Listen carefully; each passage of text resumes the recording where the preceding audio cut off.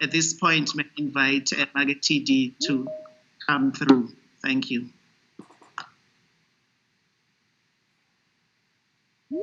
Tandazile, are you here? I am here. Good morning to all our guests. We welcome you to this business seminar. We are actually very excited this morning to be hosting all of you here to address some pertinent issues in our world of business today.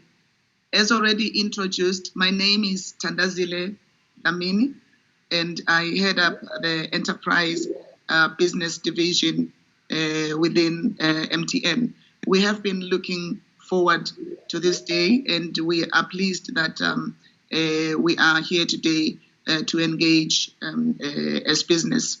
Enterprise business within MTN is just positioned to provide solutions to businesses through technology, platforms, and partnerships that will create value for businesses in the new, bold digital world.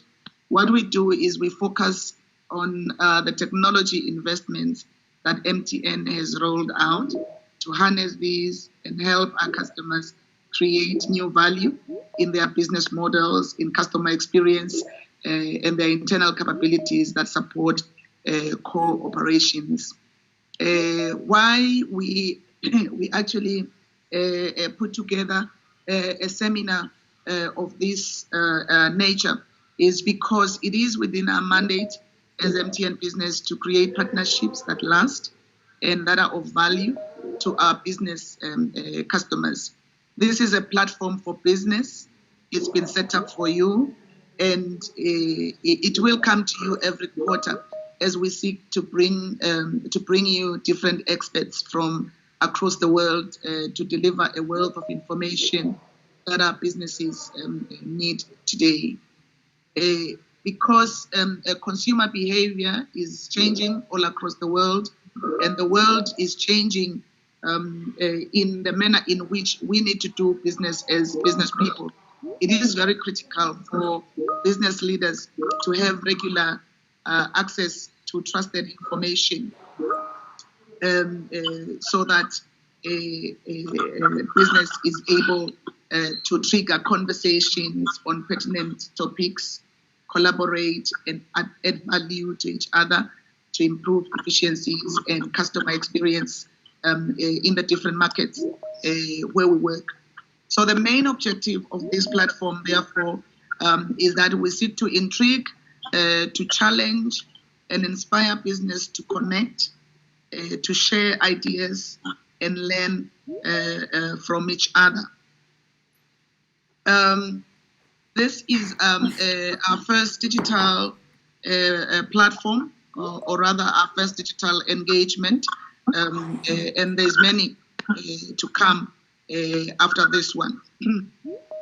How we have actually came to the topic of digital transformation.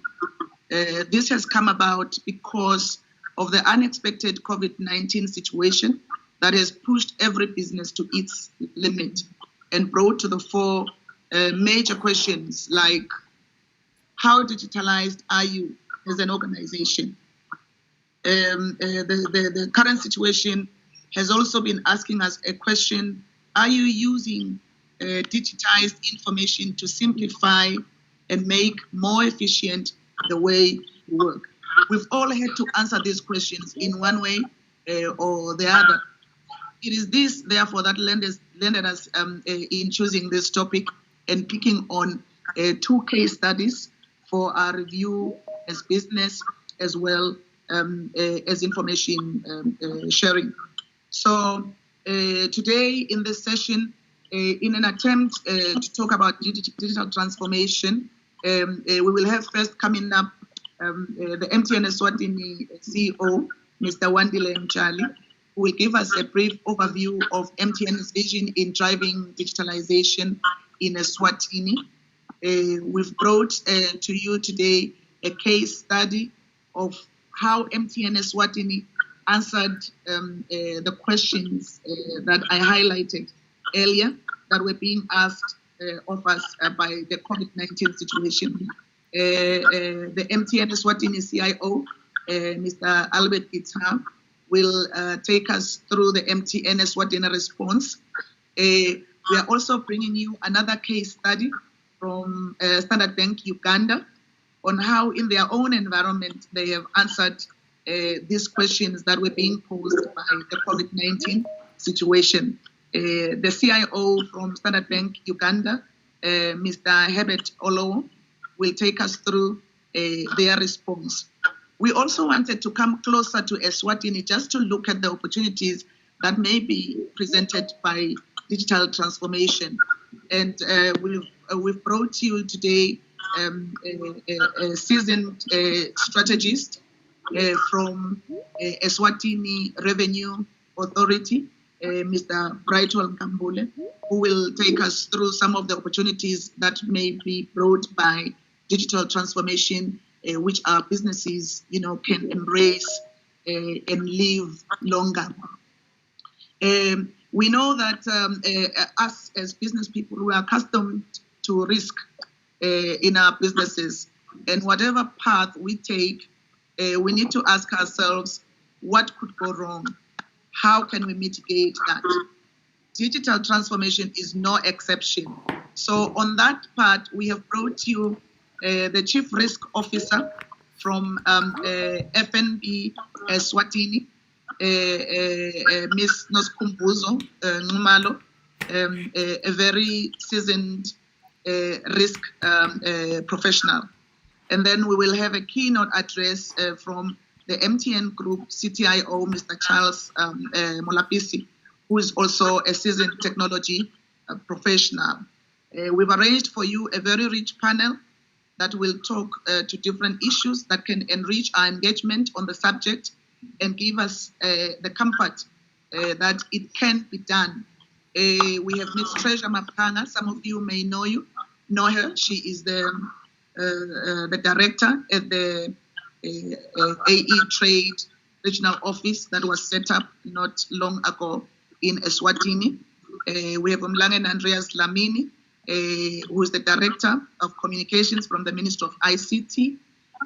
We have Ms. Sebenzile Lamini, who comes from the Royal RSTP, used to be called RSTP, and she drives innovation in that environment. And we have Hapima Vimbela, who drives the innovation agenda within MTN. So as we listen to all these speakers, our dear guests, I implore you to reflect on how you can accelerate your business activities, your processes, your competencies, and your models to fully leverage the changes and opportunities of digital technologies and their impact in a strategic and prioritized way. Thank you very much for joining us this morning. I hope you will have a very productive time with us this morning. Thank you very much. I'll hand over back to you, Mr. Facilitator. Thank you so much, Chancellor, just for giving us an overview in terms of how our program today is going to look like. So in a nutshell, she has just given us the objective of this seminar. Secondly, has also given us an overview in terms of what the enterprise business unit at MTN is about, which is stimulating growth, which is supporting small and medium enterprises with digital solutions, amongst other things. So without regurgitating what Thandazile has shared with us as part of the overview of the program, I would like us at this point to proceed to our next presentation by the Chief Executive Officer of MTN Eswatini, Mr. Wandile Mtshali, who's going to be taking us through the overview of MTN's vision in driving digital transformation in Eswatini. Mr. Mtshali, over to you, sir. Thank you, Manja, and good morning, everyone. Thanks for taking time to have this session with us. As MTN, we really appreciate you. I know you really have busy schedules for the day, but I think you've taken this time to be with us. We really appreciate it, and we appreciate your business. We're going to try and make sure that we keep you engaged today. We keep it as interesting as possible. Please feel free to use the chat boxes, and you can also raise a hand as speakers present, so that we can then give you an opportunity either to share your views or to pose a question, so that we can then address those questions. But I think as MTN, we are really excited to be with you today. Looking, Mandla, at the number of participants right now, I think we're sitting at about 152 participants. So I think it's a great session, and you can imagine that if it was not for COVID-19, we could be somewhere in a boardroom or in a very big auditorium where we could fit so many people. But I think thanks to the technology that we provide as MTN, we are now able to bring 150 people together in one session virtually. So we really appreciate each one of you for taking this time to be with us. Like Tanazil has mentioned, we've really lined up some guests today that will speak to us on the topic of digital transformation. And I think each one of them have the experience, and each one of them, they have worked tirelessly in their various areas to make sure that they see transformation coming up. So I think definitely today it will be worthwhile for you as you listen to us speak to you in this session. So I think, Mandla, I'll just probably take through a few slides. I would not take much time, but I think a few slides that will then show us where we are putting ourselves as MTN and where we want to drive this agenda that we have today. So if you don't mind, I'll just try and share the screen. Just 1 minute.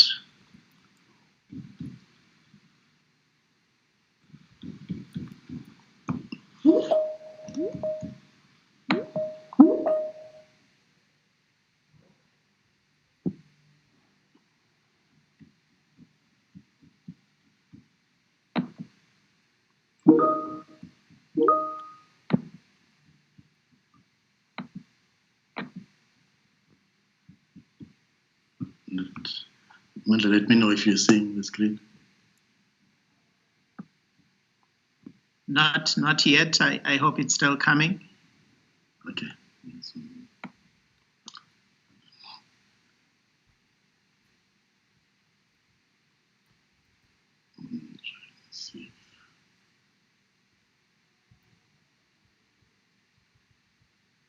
Are you seeing anything now? There we go. Yes, we are on. Please go ahead, sir. See if I can.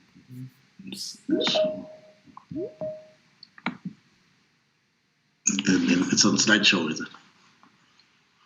Yes.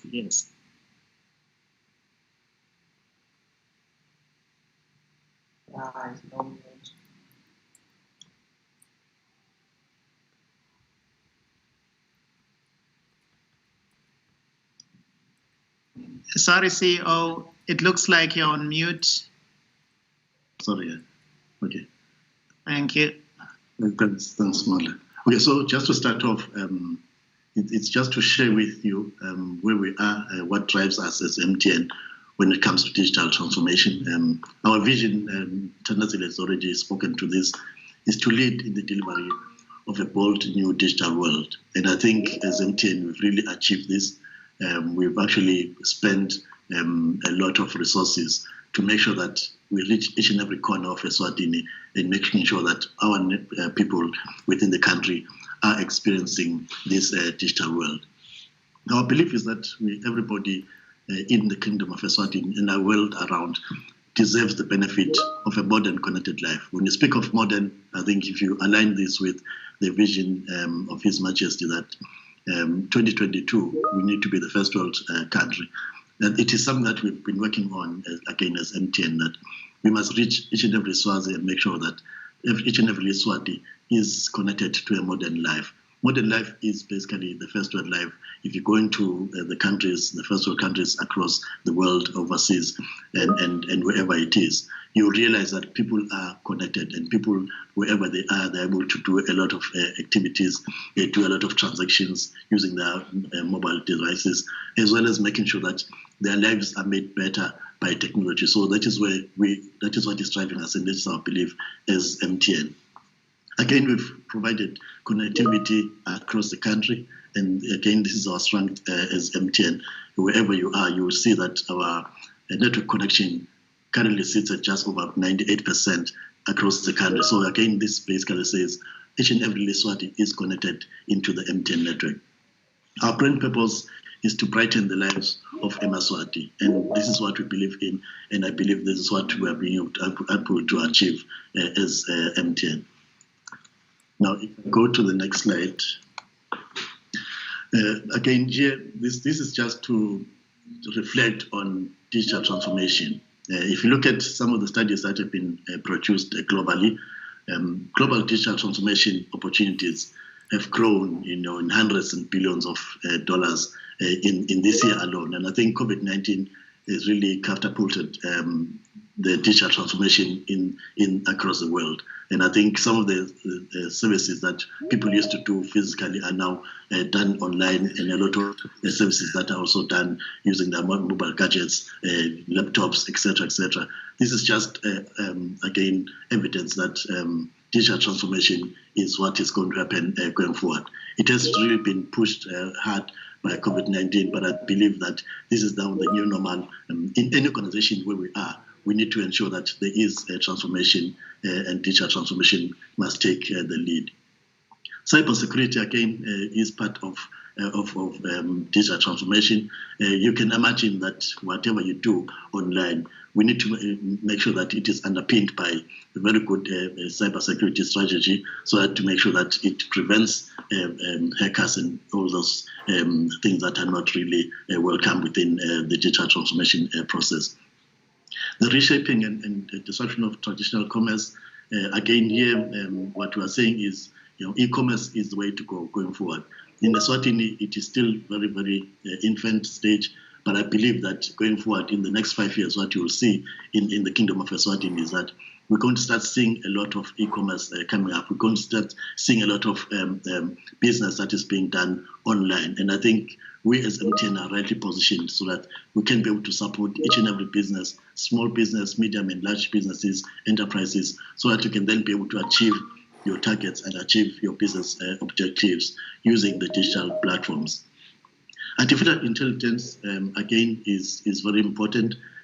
Artificial intelligence basically is what will drives us going forward. It cuts across customer interaction. It cuts across digitizing and automation of processes within our industries, and it is part of the fourth industrial revolution. So I think, and I believe that digital transformation in Eswatini is going to bring in a lot of artificial intelligence, and this is now going to be able to drive our businesses going forward. It's going to drive productivity in our industries, as well as driving productivity even in our own homes as well. A lot of services are now transforming. If you look at what is happening in the various industries, in banking, financial services, insurance, health, IT, all of these services now, all you need to do is go online, click on the button, and see what is happening in terms of digital transformation. This year alone, education has really been transformed. A lot of our learners are learning from home and are not going to class, and are getting education through digital platforms. Again, this is just one way in which transformation is happening across in our country, and is also happening across the world. Governments are already looking at digital adoption. We in Eswatini as MTN, it's one of the things that we're also advocating, that our own processes and our own systems within our government must convert and change to digital platforms. You can imagine today, for you to go and get a learner's disc or a driver's disc, you must actually go and queue at the revenue offices. Perhaps in the next year or two or three, you'll be sitting in the comfort of your home, clicking a button on your mobile device, and be able to purchase and pay for some of the services that are offered by government. So those are the things that we as MTN are pushing for and advocating, and believe that this is what is going to drive this country going forward. So the drivers, and again, not to deliberate on this one, drivers of digital transformation, people spend a whole lot of time on their mobile gadgets. And you can imagine the first thing that you do when you wake up in the morning is to touch your mobile phone or your iPad. The last thing that you do when you go and sleep in the evening is to touch that particular gadget. So I think people are really spending a lot more time on their gadgets. So imagine the opportunities that then arise because of people having their gadgets on their hand every time. You can be able to do a lot of things, transactions, you can be able to send and receive emails, you can communicate with your colleagues through chat boxes, etc., etc. So the opportunities are really huge. And I'm saying today that all of us in business and government, we need to then take advantage of the fact that Eswatini have got these gadgets, and we must make use of them and access their services and access products that are being sold by each and every enterprise across the country. The growing of cloud computing, artificial intelligence, again, big data, this is something that is really happening in our space.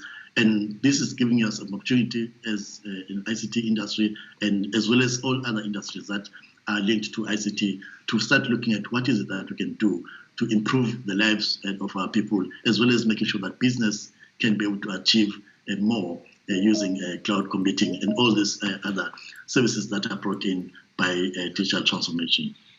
Customer and consumer behavior is really changing. 2020 has really shown us that it is possible. A lot of things have changed and improved because of digital transformation, and we believe that this is really the new normal. Whatever you're doing today that is manual, either you're going to a shop and you purchase any service and you get a receipt. In the future, those things should be done using a mobile device. You should be able to have anything that is printed, and it should just be sent through the device. Again, this is the behavior that is to come through with digital transformation. We are now starting to look at 5G into the future. We're now looking at all the user cases and how we can improve our network, making sure that we move from the legacy networks to 3G, moving to 4G as well as 5G, to make sure that we improve on the lives of our people, and making also that we meet the objectives of the business as well as all the enterprises across the country and the kingdom. Businesses are moving towards APIs.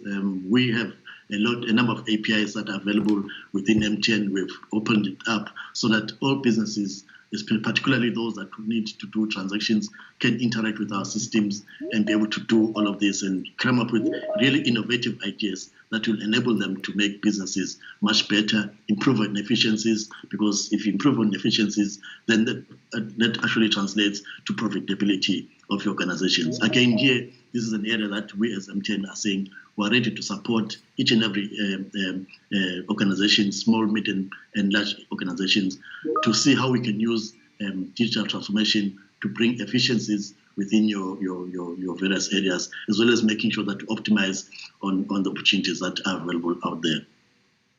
Now, maybe coming back to MTN, what we are doing as MTN, and again within the country.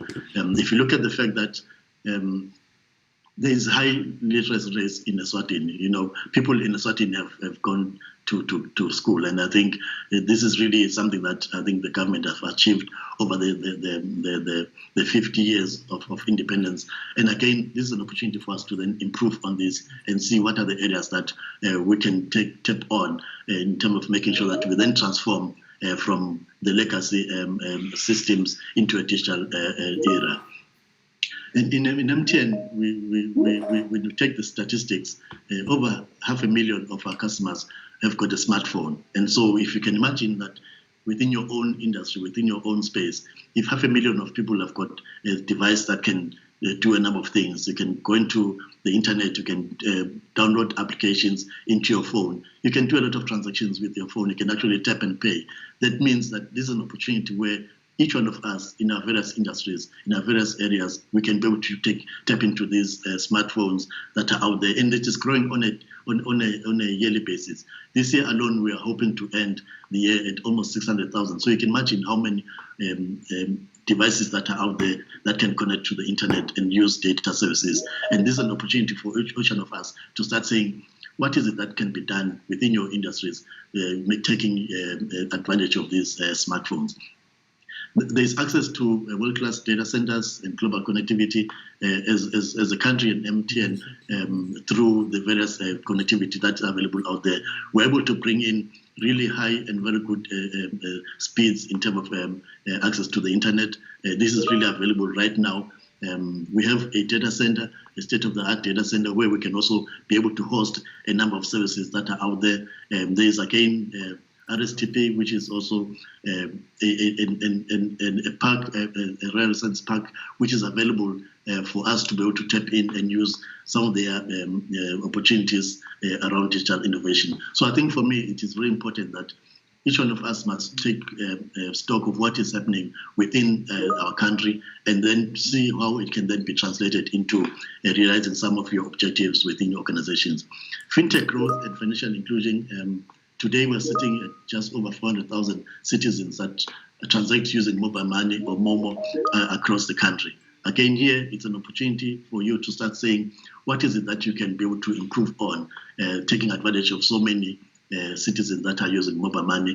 Some of the transactions today do not have to be cash-based, so you do not have to physically transact using physical cash, but you can take advantage of the mobile money platform and be able to do transactions within your organizations. Today, when we pay salaries to our employees, we pay salaries using transfer to the banks, etc.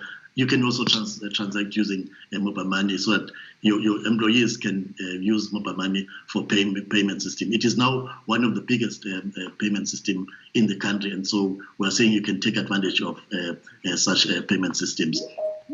Strong connectivity, infrastructure, network coverage. I've already touched on that we really have a huge network infrastructure in the country, covering 2G, 3G, and LTE. The LTE network is still growing significantly, and I think it will really cover each and every area of Eswatini. This will bring the good speeds that you want to experience when you're in the office. This is also going to bring in the efficiencies that you need when you're in a meeting such as this one, and whenever you're using services that you use within your office space.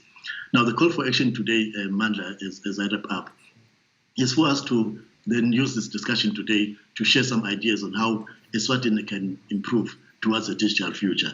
We as MTN are saying we're ready to support each and every industry, we're ready to support each and every organization to see how they can make use of digital platforms that are provided by MTN, as well as taking advantage of what MTN is able to provide for them, so that we can then be able to see Eswatini transform into a digital country going forward.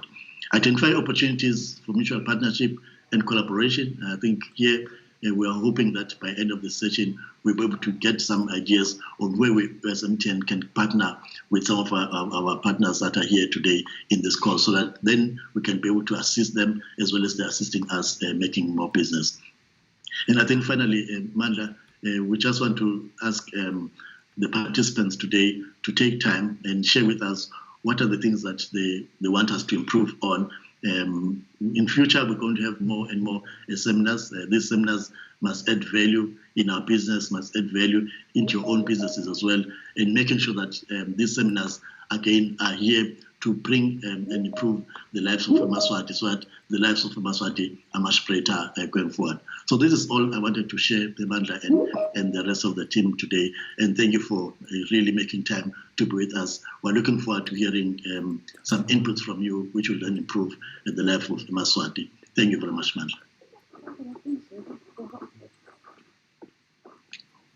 Thank you so much, CEO, for that presentation. For those that have just joined us, that was the CEO of MTN Eswatini, Mr. Wandile Mjali, who made mention of a couple of issues that are happening on the digital landscape. You'll remember that the theme of this seminar is digital transformation, and we realize that it is getting the better of us in education, in commerce, in transformation of payment systems, in improvement of efficiencies, amongst other things. So one of the calls to action is that we need to identify opportunities for partnership. I would still encourage you to engage on the chat box. If you have questions, if you have a comment, please do feel free to engage on the chat box so that we can pick on those points raised and then proceed with our discussion. At this point, may I invite Albert Guitar, who's going to take us through what MTN is doing as a response to the digital push that has been stimulated by the COVID-19 pandemic. Albert, are you here? Yes, Mandla. Good morning, and good morning, everyone. I'm excited actually to be here. Thank you, Albert. Please go ahead with your presentation.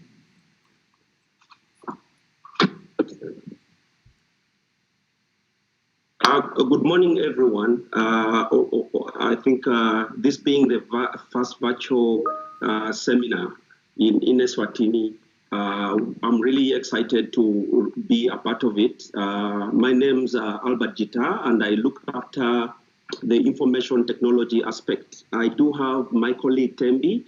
She's the CTO who looks after the network side. But I will be mostly focusing on the digital aspects of the business and Eswatini in general. So I think we're really excited to see you. I think like the CEO has mentioned, I will just put through, I do have a few, so I'll just put through my slide.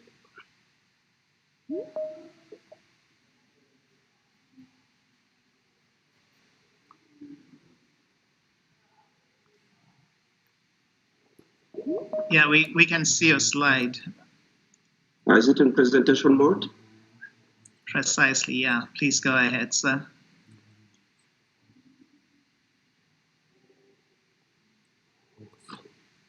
Okay, Mandla, are we good? Yes, we are good to go.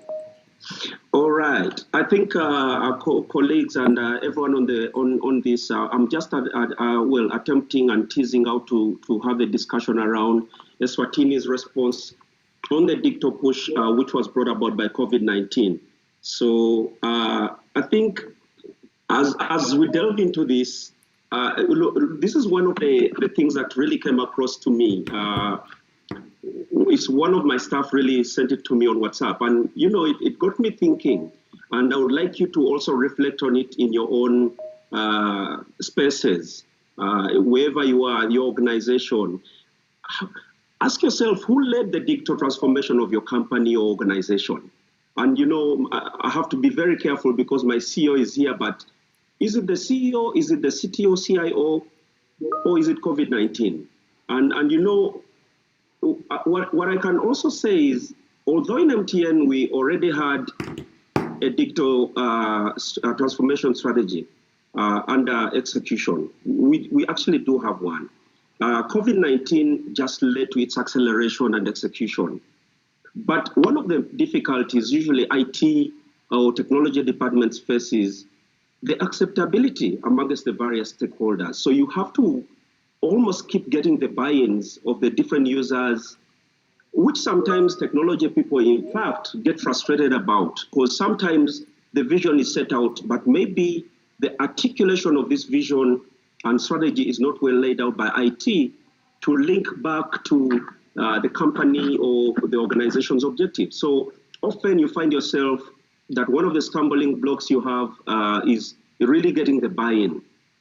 But I can tell you, with COVID-19, I think you all have to agree that there was no need for a business case. We all saw this came to us, and we could all just have to, you had to survive. It got to a point where it was about your humanity more than the business. So this really got me thinking, and we've also seen that organizations that have failed to adapt are finding it very difficult to survive, with some of them even going out of business. So I really think, I don't want to say it's a necessary evil, but for the techies I think they are really excited to see this digital transformation finally taking off, because I can tell you digital transformation has been here for a number of years. If you see, I think you technology people and a lot of you know this, but it's really not come to the fray as much as it has now. Now, for digital transformation has a number of definitions, and if you ask, depending on who you ask, but we'll simply put it this way: it's just referring to anything from IT modernization. You can think of things like cloud computing, think of things like what the CEO mentioned about the data center. You go to RSTP, come to MTN, go to Amazon, and then to digital optimization. You do the enhancements, your upgrades, because you are trying to seek for productivity and products. And what we are all seeking for is to improve the customer experience. And then the last part of this is we also then look at digital business models. So new business models are coming to the fray. Now, if you look at things like Netflix, I'll start with Netflix because a lot of you know it. There's WhatsApp. Now, within MTN, there's a number of digital platforms. IOBA, maybe some of you don't even know it. It's our new, for lack of a better linkage, our new WhatsApp. And there's Music Time. We've got mobile money, Momo Pay. So look at all these disruptions. Then we also have Genosis. Genosis is our Africa API, quite new, but this one will excite you because in the marketplace, the APIs that you've always wanted to, integrate into your businesses and do business online will be there for you in Genosis.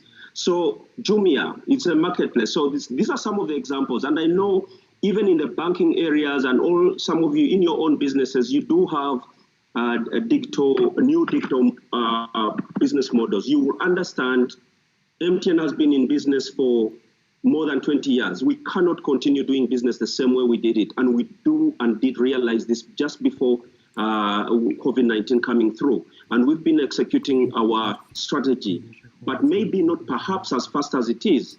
One of the reasons we all agree upon and why we go digital is because we are all trying to find where the customer is. Today, the customers, like CEO also mentioned, Mr. Wandile said, these customers and even ourselves are starting off with our phone in the morning. The first thing you go to is either you go to your WhatsApp or IOBA. You are going to go online. So we are saying the best place to do business is to go digital. Now, some of the catalysts, maybe digital transformation can kick off with technology alone, but you don't have to forget the people and the processes, because the people have to have a mindset shift and culture shift. It's very important because often than not, you place the tools, and if the mindset and the digital talent is not managed and trained, often you find that things don't take off as well as you would have wanted them to, or even integrate. So in the processes, you've got to manage the change management and as well as make sure that you do the linkage between the impact of your people and the tools. For the tools, it's the enabler, the technology, picking the right technology. I think without going into too much of this, I think that these three items done very well are a catalyst to digital transformation. Now, before I really go to my last part of talking about our approach as Eswatini, I would like to really spell out to really say MTN Eswatini has a digital transformation strategy. So the CEOs have laid out in MTN to lead the delivery of a bold new digital world. Now, as technology, we've looked at a number of things that we needed to do, and luckily, MTN Eswatini is part of the larger group of MTN organizations or companies. So this strategy is our overall technology strategy. And its acronym is Oxygen. Quite easy to remember. the Y just helps us complete the oxygen strategy. So it's the agile operations, as you can see, the digital experience, enabling growth. This is why we exist in our business. We need to make sure we keep upgrading our systems. Our customers are happy. Then the revenue will come in. That's why you see the digital experience. Enabling growth, we have to keep the shareholders happy. This is a profit-making company. But at the same time, while we look at making revenue, we have to make sure we deliver the services to the customer. Then the growth will come. The country will grow. The taxes will come in.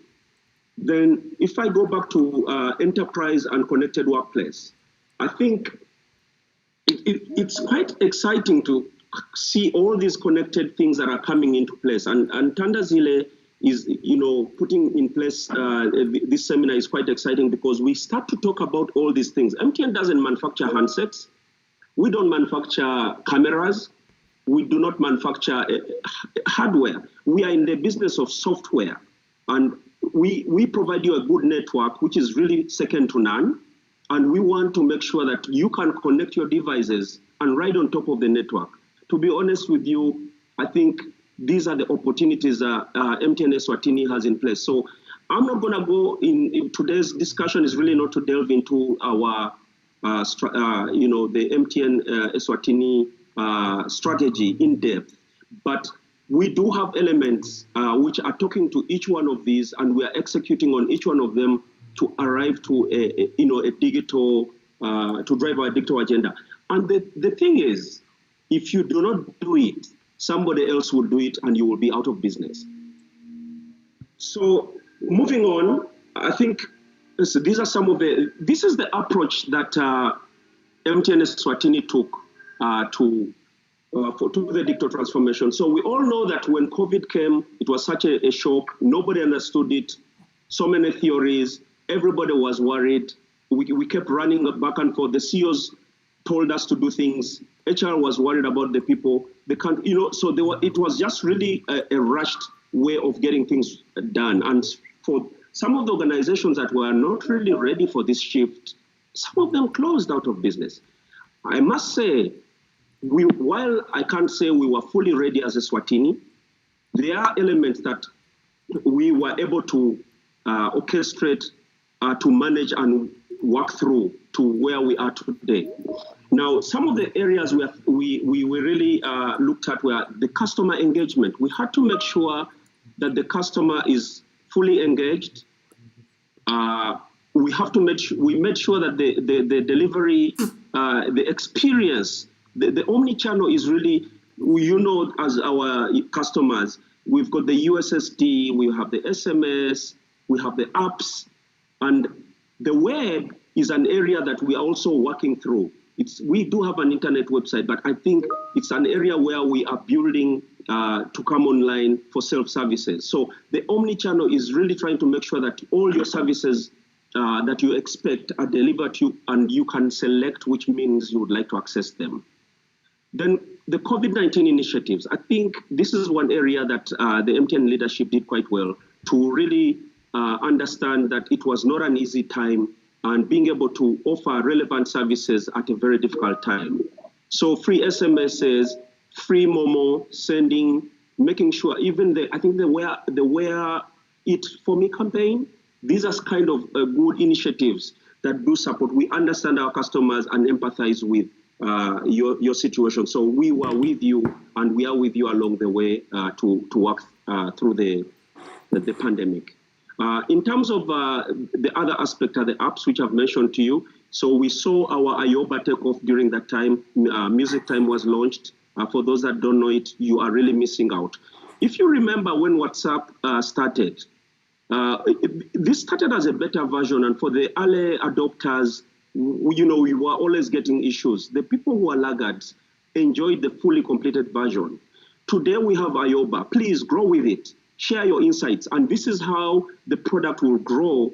And the features that you are looking for will be built as the product goes henceforth. So Ayoba is our solution. It's our WhatsApp solution, and it's a very nice tool. So we do use it for chats. And What the CEO also mentioned is we are going e-commerce. So in Ayoba, we are also building other things inside Ayoba that you will find that you only have one interface or one app which does a number of things for you. So join it if you haven't joined it. It's something to grow with.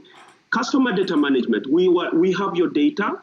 You make the calls, so we know who you are, and we are trying to provide you relevant services. So this is some of the other things we did. Then the tech-enabled customer touchpoints.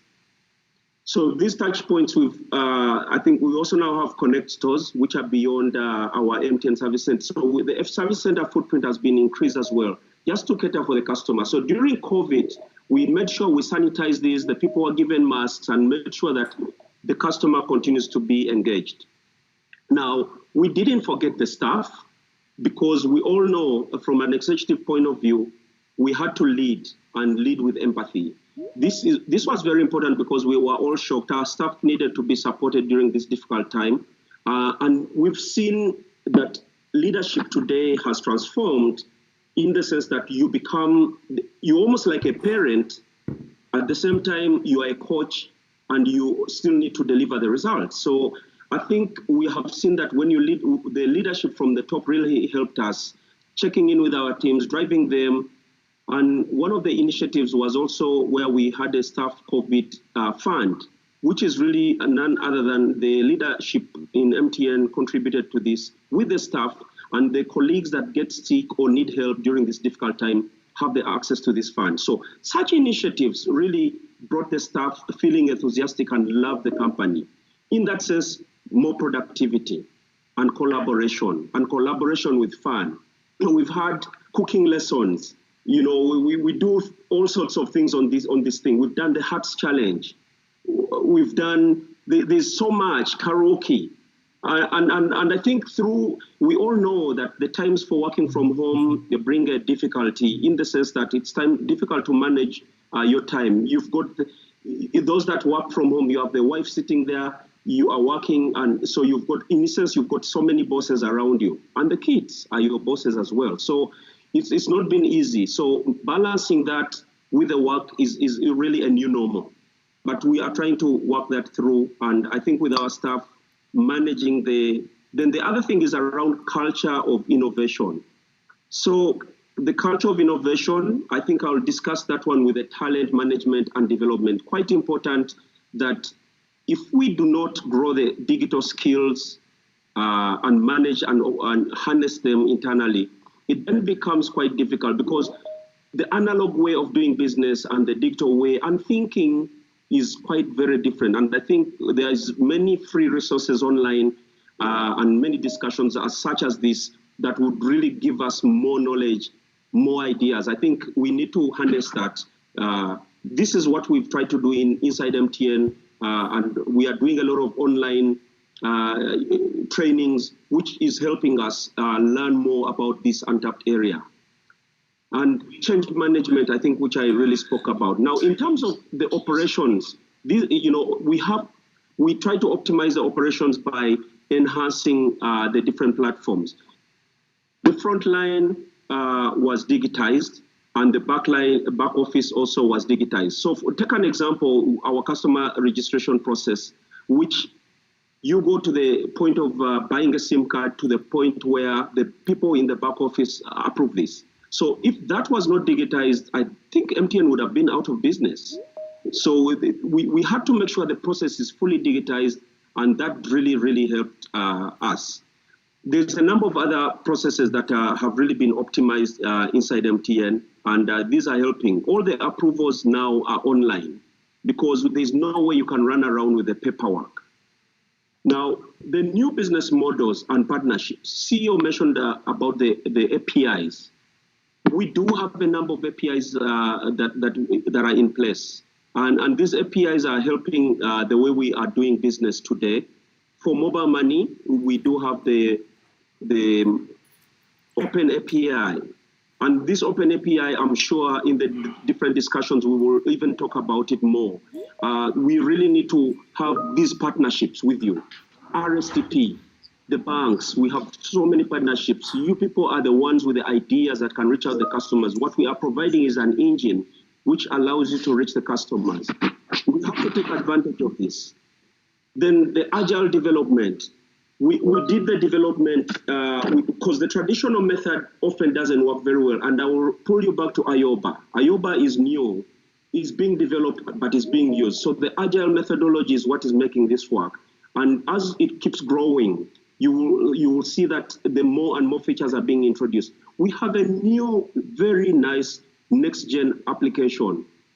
It's a mobile app for you to look at. You can look at your usage, and I mean, look at the products which we are putting into place. And I think in terms of the apps, this is where we need you to help us. Tell us what you need, and we build it. We build it with you. And this is what we are doing with the agile development. Then process modernization and reengineering. We've also had to step 20 years into business. We cannot continue using the same platforms we've used. Some of them have to be retired, and we've been doing quite a lot of this. We've done a lot of cleanup. It's not a simple task as setting up afresh, but what we're doing is we are re-engineering some of our business models. And this is continuing, and that's part of our Oxygen program. And then we cannot forget governance, risk, and compliance, because as we continue, I think that is along with cybersecurity. As we continue, the hacker, the bad guy behind there is looking at ways to break in. And there's a lot of incidents that are happening, not only in telecoms, but are happening in other business sectors. So we have to make sure that the governance and risk and compliance keep us on our toes and keep us real. While the guys are developing quickly, getting things into the market, we also need to make sure that governance is fine. Now, finally, technology. We had to transform some of the technology. And in fact, imagine the whole of MTN staff now, we're working in, I think we're over 150 staff. All of them now at home, but a few. Customer experience, we had to create 2 centers. So there was a lot of disruption in this sense. And so the connectivity, the tools, we had to make sure staff can connect, remote access. We used to give staff desktops. Is it possible today with all this power that keeps going off? We had to give them laptops. So the disruption is real, and we had to face it or, go down.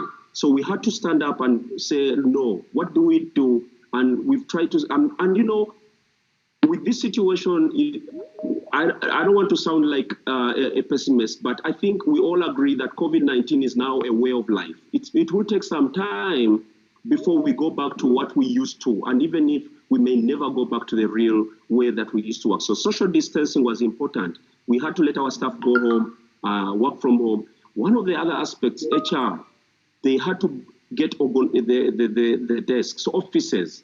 So HR, through the fund, helped us buy tables. We were used to, because our backs, and you had to make sure your joints and you're working in a normal way. So that really, really helped, because you spend long hours bending down on your laptop. Now, for the internal staff, collaboration had to be improved, because before you would walk through the corridor, have a cup of coffee with somebody. Now, people at home. So in terms of collaboration, our Microsoft Teams is a tool that we've used. I'm glad that you've all been able to log on and we are having this engagement. So this tool has really been super since we started. Thanks to it, we are able to have this collaboration. SharePoint, that's internal for our documentation, and then digital signing. Our documentations, the CFOs of this world will not give you the money unless they sign. So we had to find ways in being creative to sign digital. And there are many tools today that are doing this.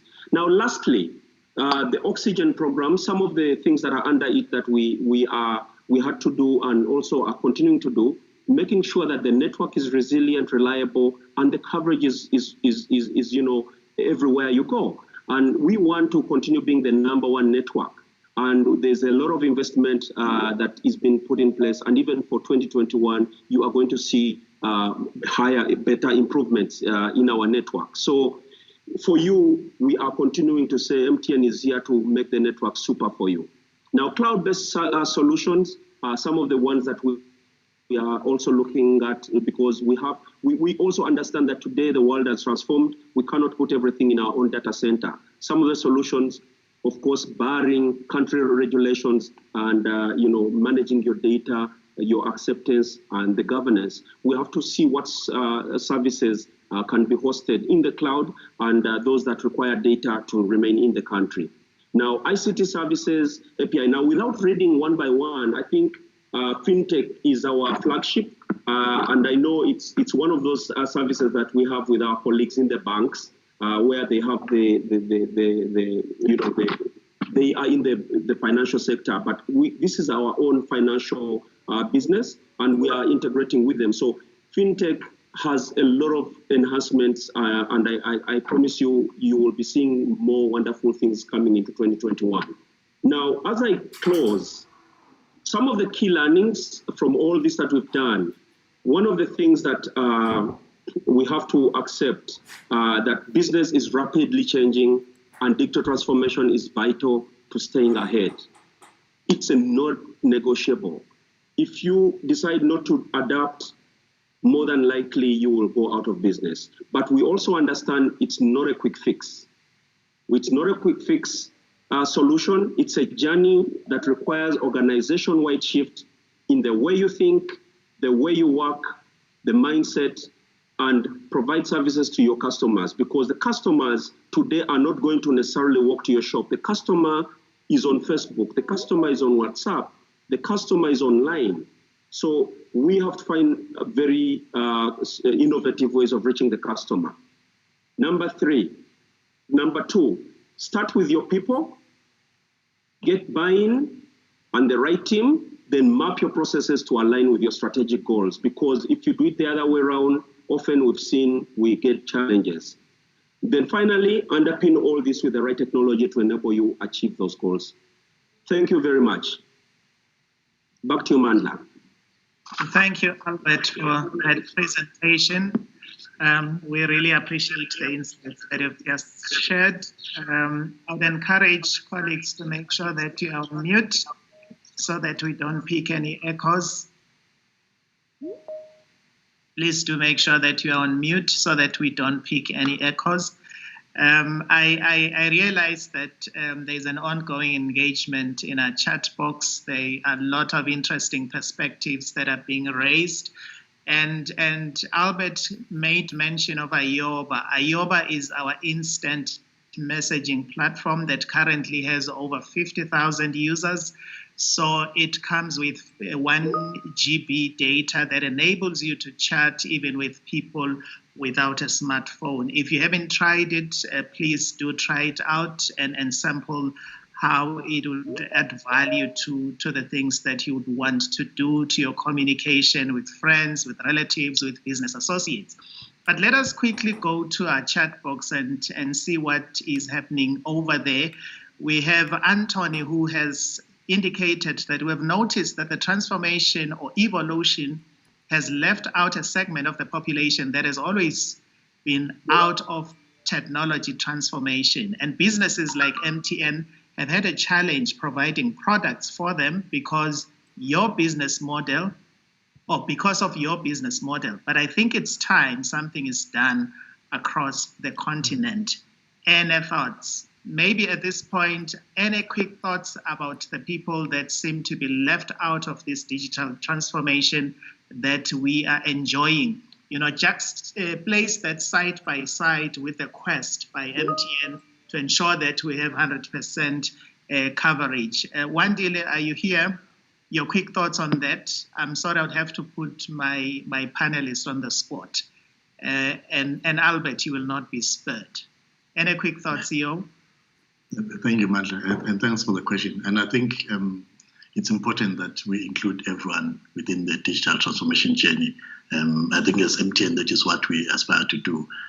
We need to reach each and every Eswati across the country. And so I think the question that is being raised is very critical. There are a number of initiatives that we are working on, Mandla, and I think the first one is to ensure that each and every Eswati has access to a smart device, and so we're trying as much as possible to make sure that we bring in, a device that will work with the really minimum cost. So I think today you can be able to purchase a device just over 200 Malangeni that will do a number of these initiatives that we are talking about. And I think secondly, it's not only having the smart device, but also using some of the USSD services, SMS services that will enable you to be able to do some of the transactions. And I think, honestly, if you look at how many of Eswati are doing transactions using mobile money, which is a digital platform, most of them are doing this from the various areas of the country, specifically from rural areas where today when we disperse the social grants and all other disbursements that we do, people receive this amount of money using their devices. Not particularly a smart device, but it could be a normal feature phone. People are able to access those services. So I think slowly we are getting there, but I think it's important for us not to miss the mark that our intention as MTN and the strategy is that we need to make sure that each and every Eswati has access to the digital platforms that we are presenting today.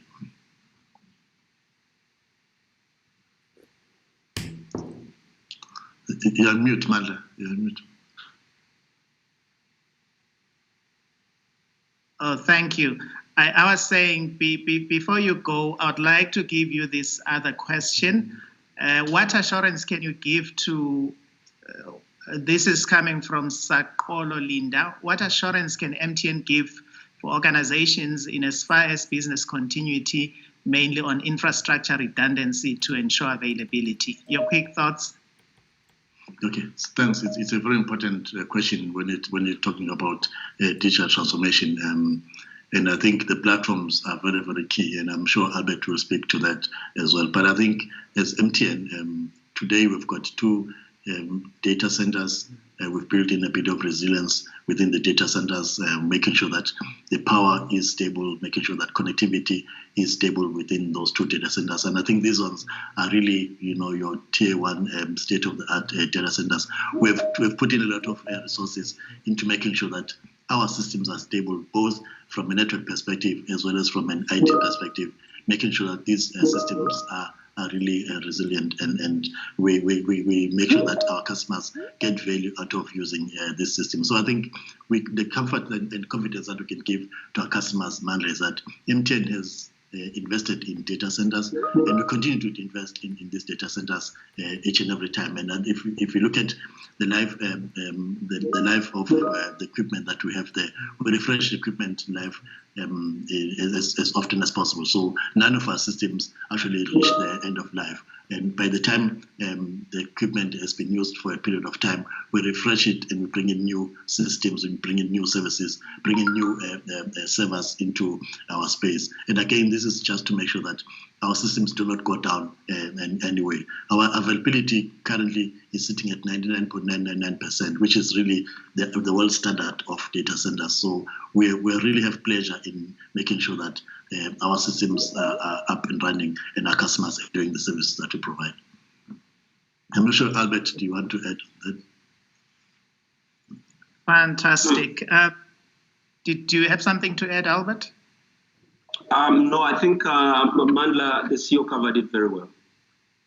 Thank you. I thought so too. A comment from Vuskam. I'd recommend that MTN also focuses on closing the blind spots, as businesses are 100% reliant on them these days. I think the CEO alluded to that as well during the presentation. We do have comments around the availability of slides. I'd like to give you the assurance that slides will be available so that you can process whatever information has been shared. Can I take this other comment from Celiwe? Thank you for the presentation, Mr. CEO. It would be nice if in the agenda, MTN tabled some of the challenges they have being a network provider in a developing country, so that we can appreciate potential constraints to some of the digital transformation opportunities we might propose. A roadmap for upcoming years on planning around this to foster digital transformation across the country. Any quick thoughts on that, Albert?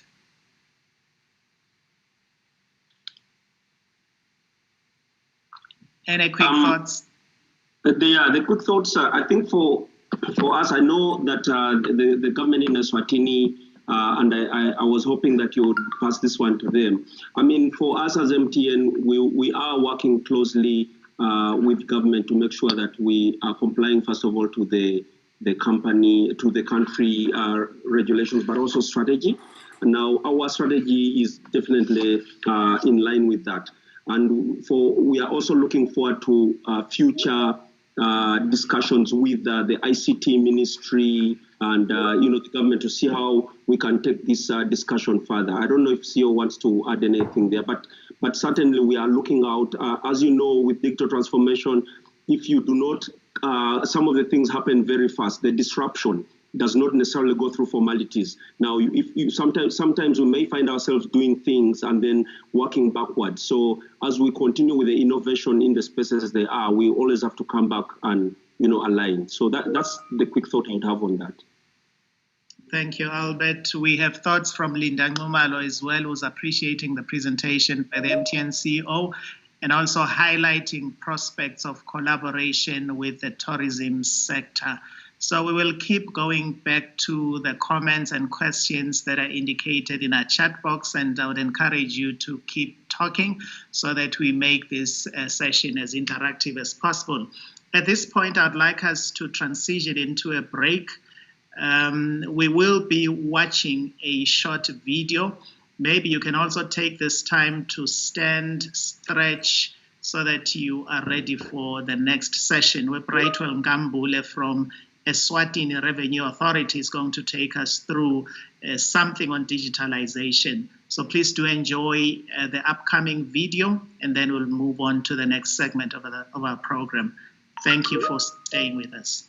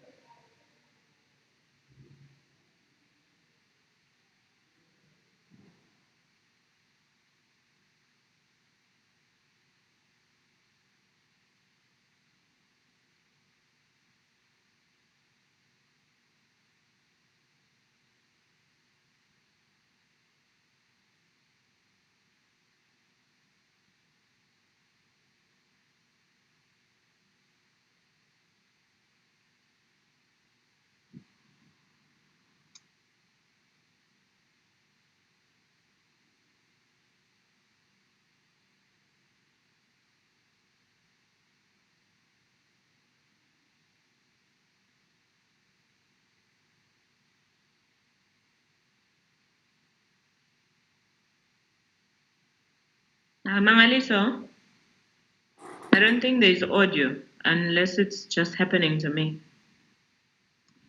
Yes, it looks like we have an audio challenge. Our technician is trying to resolve that. We should be back on track shortly. Okay, thank you.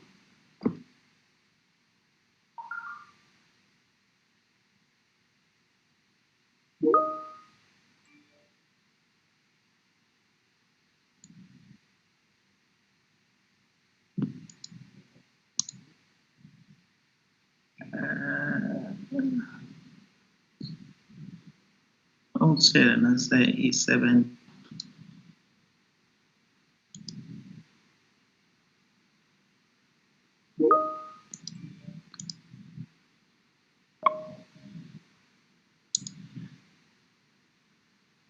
What's lagging frozen? That's check kanjani because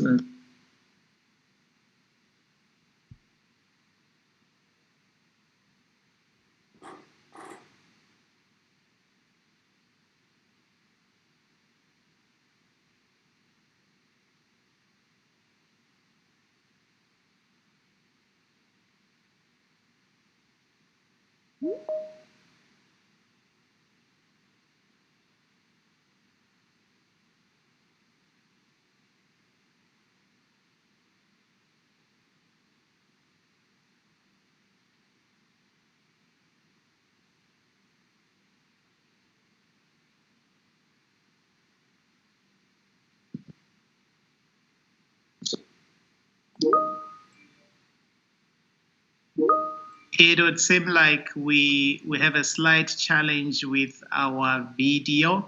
Maybe let's take a few comments from our distinguished guests, briefly take a break before we proceed to the next segment of our program.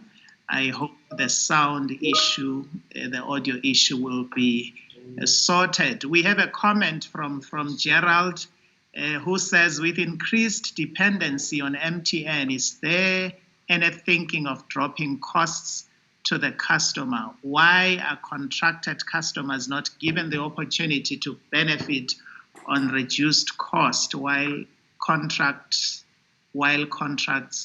prevail? And maybe at this point, I'm not sure who would be the right person to handle that, but I'm sure CEO has all the answers. Your quick comments on that.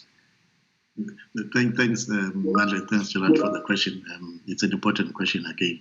I think as MTN in recent months, I think we've actually addressed the issue of pricing, particularly on data.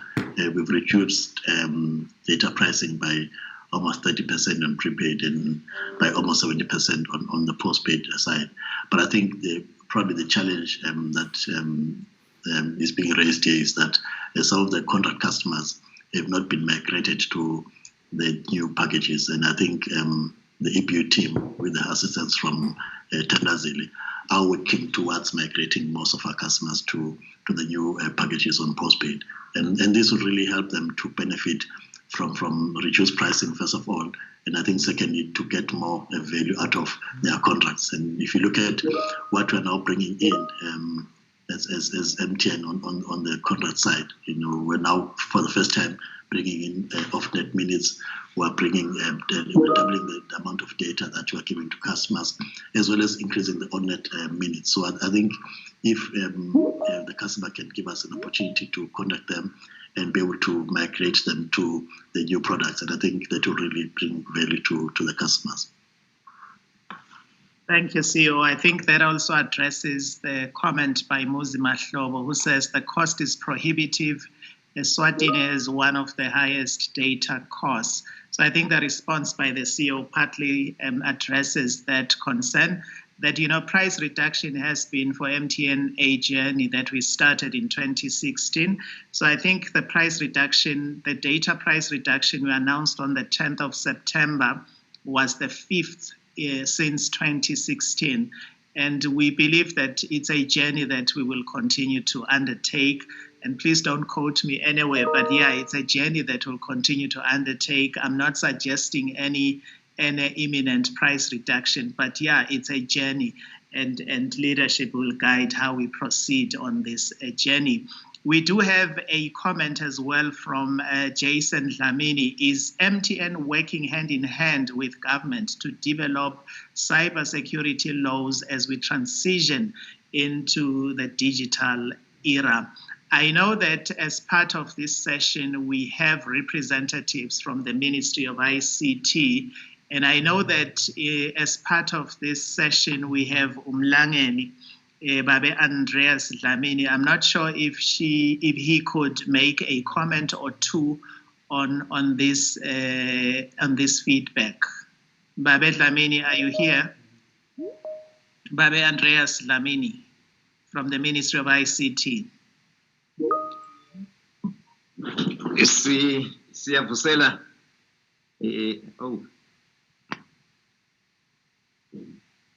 Siyakuva Mlangeni, qhubeka kwala.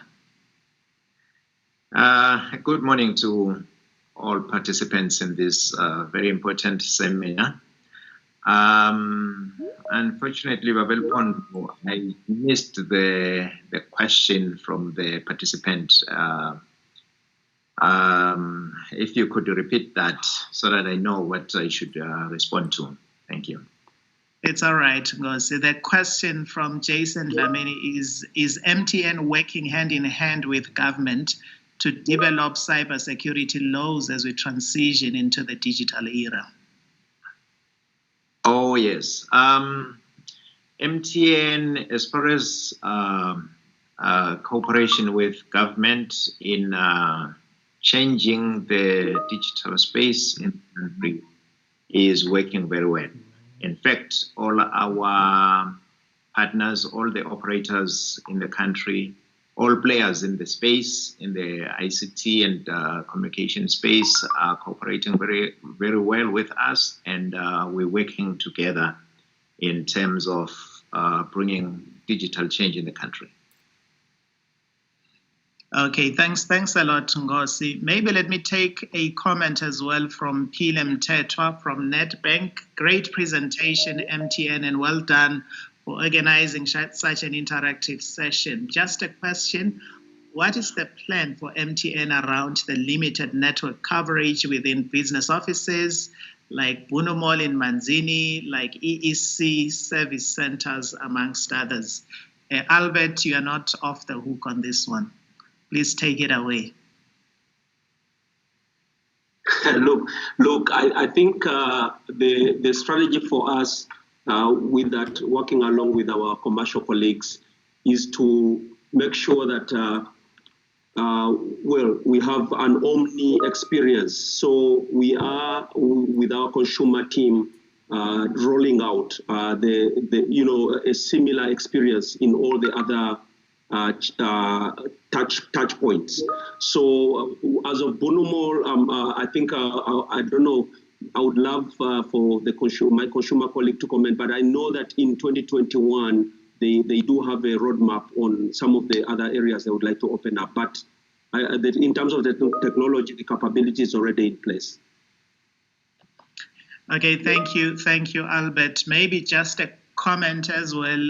There is generally a plan, a strategy in place every year to make sure that we close the pockets in terms of connectivity. I am sure that the areas that our distinguished guest has highlighted is part of the plan, is in the plan to make sure that we seal the connectivity so that we ultimately get to 100%. Maybe let me take the last comment from Alan Mkonta. With the world going digital now and cyber attacks on the rise, are MTN systems protected enough? Albert, I'm sure it's the last time now. Yeah, no, really, a very important question. And I just realized I didn't turn my camera on. I think it's a very important question. But you can never say you are protected enough, in this new world where all your environments are open. But what we've done as MTN is we do have a deliberate strategy, which is talking to protecting our platforms, and that's why we do have the strategy for cloudification. So some platforms are being taken into the cloud, and then you have the experts, do that, and we only worry about the services. But we've also done the APIs, the application programming interfaces. That's when you will hear the Chenosis, the Open API, and then we also now have MAD API, which is for the digital services. So if you want to integrate with Facebook, Google, then it will be our own MTN MAD API. So what we've done is we've reinforced firewalls and implemented the latest technology. We're working with partners like Cisco, FortiGate. We have protected our platforms, and we do believe with the ongoing processes where we do vulnerability assessments, penetration tests, we do a lot of checks, and with our internal audit colleagues and compliance, we are regularly checking. So it's not really, I cannot say 100%, but I can certainly say confidently that I'm able to have a good night's sleep. Thank you. Okay, thank you. Thank you so much, Albert, for that response. And thanks to the CEO as well, who has responded to some of the questions that have been raised by the participants.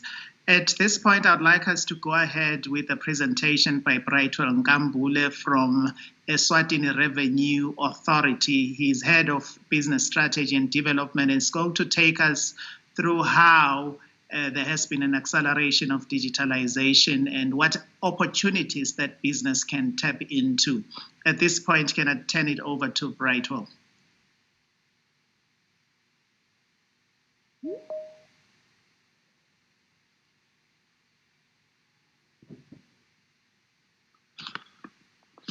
Thank you, Program Director, and good morning to the delegates here.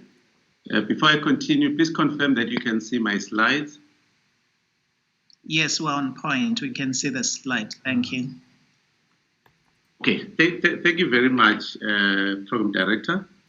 Again, thank you for the opportunity to join your seminar here to share ideas with these important delegates. So I will be talking about digital transformation, opportunities, and challenges in the kingdom.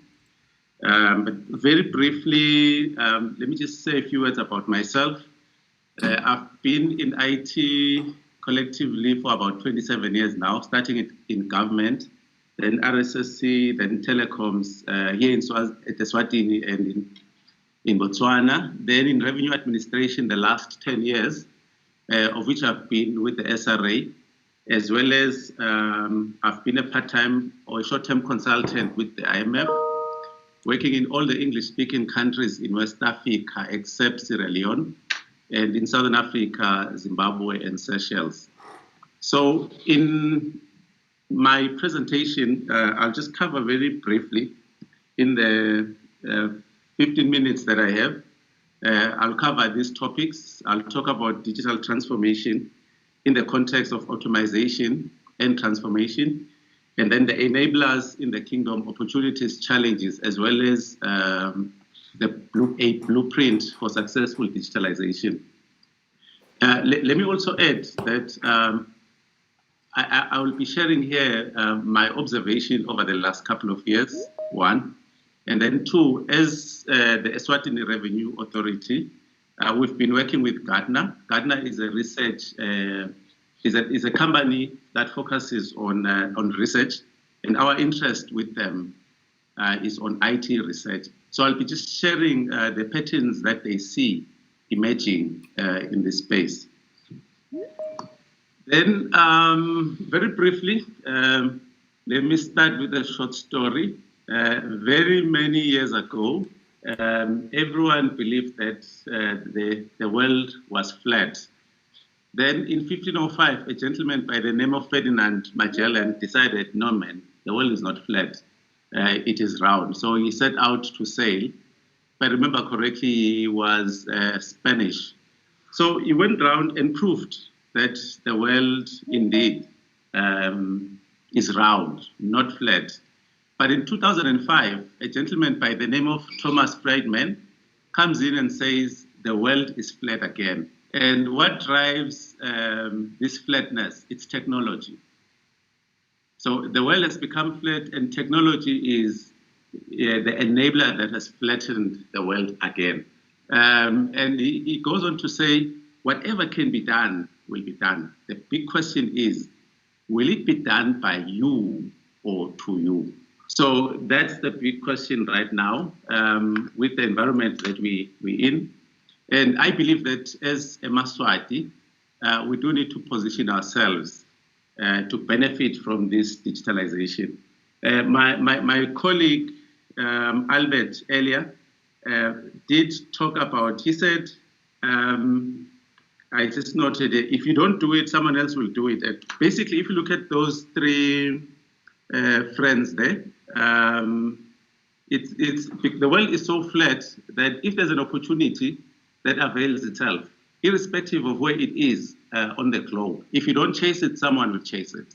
To the extent that if you are we are holding business right now, and you're not moving to exploit digitalization, someone else will take the business from another part of the world. So the opportunity is there for us as a Maswati to fully utilize digitalization to take advantage of the opportunities.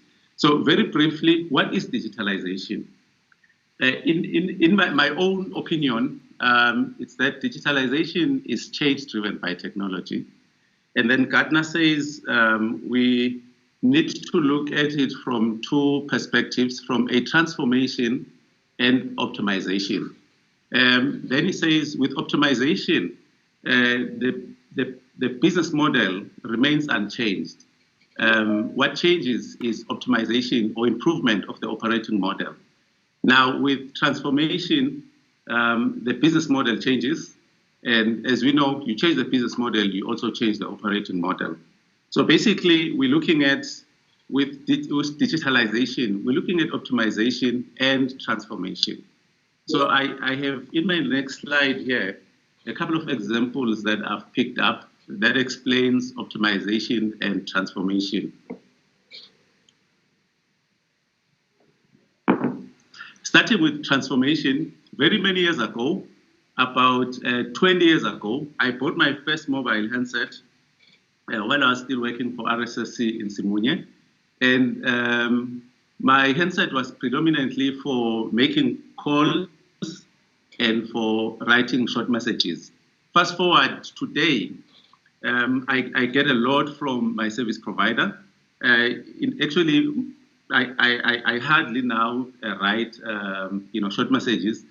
So most of the time, like most of you here, would be utilizing this facility for other services other than the services that were offered in 2000.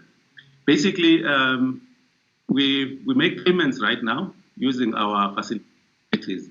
So that says that MTN has transformed their business model to get into the financial services space. So that's an example of a transformation.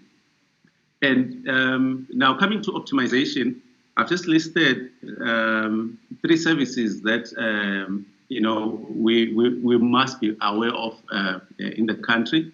The first one is Momo eGov.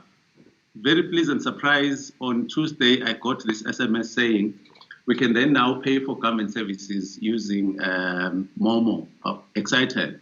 No need to go to be queuing now in revenue offices. Great. So does this change the business model? No, but it optimizes. Another example is water services. They've added a number of channels for communicating with them.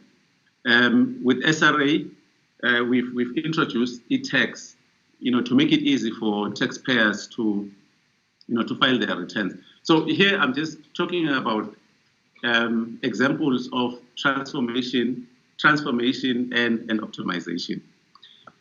Now let's look at the technology side. This model, this technology platform, this business technology platform is what was there then, where you would have a company databases utilizing employees to connect them to customers, and using employees to connect them to their ecosystem. The ecosystem, that's where you have your banks, your supply chains, etc. So in between, you would have your employees interacting with their customers, either through walking into your office or calling you on the call center. And then again, on this side, you would have your employees interacting with your suppliers, with the banks, etc. Now, fast forward with digitalization, that has changed. So according to Gartner, this is the model, or this is the platform that we're looking at now in a digital environment.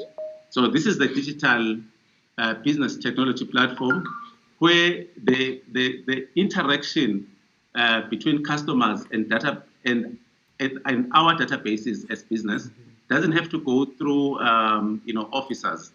I just shared with you earlier that with water services you can interact with them directly, on your using your WhatsApp reporting for reporting pipe leakages. With SEC the same, reporting faults directly with WhatsApp, and you interact straight with their databases, and then you get feedback. Again, with your ecosystem, there are opportunities now where your system would interact directly with your ecosystem to fulfill your business needs. So these elements, the digital business technology element platform has 5 elements there, as we see. On the Bottom right is your IT systems as you traditionally know them. And then top left is your customers, and that's the that's the traditional link. But in between, we've got data analytics, powered with algorithms and artificial intelligence engines. Now, a very good example of those of you who would have interacted with chatbots. A chatbot is a program or a robot. We call them robots. It's a robot, that will interact with that will connect the customer and the company databases, seamlessly. And some of the service providers out there has developed these chatbots to the extent that it gives you the look and feel of interacting with a human being. I had a very beautiful experience myself interacting with a chatbot from Dropbox. So now these are opportunities for young people in the country, developing in this space, developing chatbots for use, for customers around the world. The next slide is this is the same platform, but now in greater detail. But I'm not going to go into it very much. We could see it's the same as this one. And then the next one is for government, because government also has aspiration in hooking up their databases with with business in the country. Now, what are the enablers? What are the enablers in the country? Let me start with the IT park. Government has invested significantly in this infrastructure down at Potweni. So at this point, they have facilities ready for hosting, data center hosting. They have call centers. So as I think it was Albert again who did allude to the fact that there is no need to be making investments when you could get services from the cloud. So here in the country, we have our own cloud down there at Potweni. The other opportunity I could mention here is the Internet Exchange Point. Now, the Internet Exchange Point, in simple terms, enables databases or ISPs in the country to connect with each other so that their clients don't have to pay very high internet costs because the traffic stays within the country. So again, we see this as a very massive opportunity. It's just that it hasn't come through to the public. But this infrastructure is there, and I'm hoping that within the next couple of months, the Minister of ICT will launch it. Apologies there, Mr. Lamini, if I'm putting you on the spot. I looked at the regulators' annual report. They were reporting in last year's annual report that network coverage is about 98%, network mobile penetration 107%. So clearly, we do have access. We have provided the platforms for citizens and business, to hook up to the internet. Recently, the country launched the Swaziland Trade Information Portal. Again, this is a facility that will avail information for business without having to jump into a bus or, pick up a call to call various government ministries. Office 365, again, massive opportunity.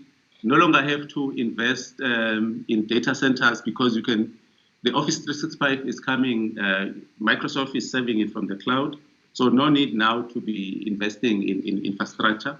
And then there is this other beautiful a platform that was launched by His Majesty just a few months ago with the AE Trade. It's Sokuku Africa.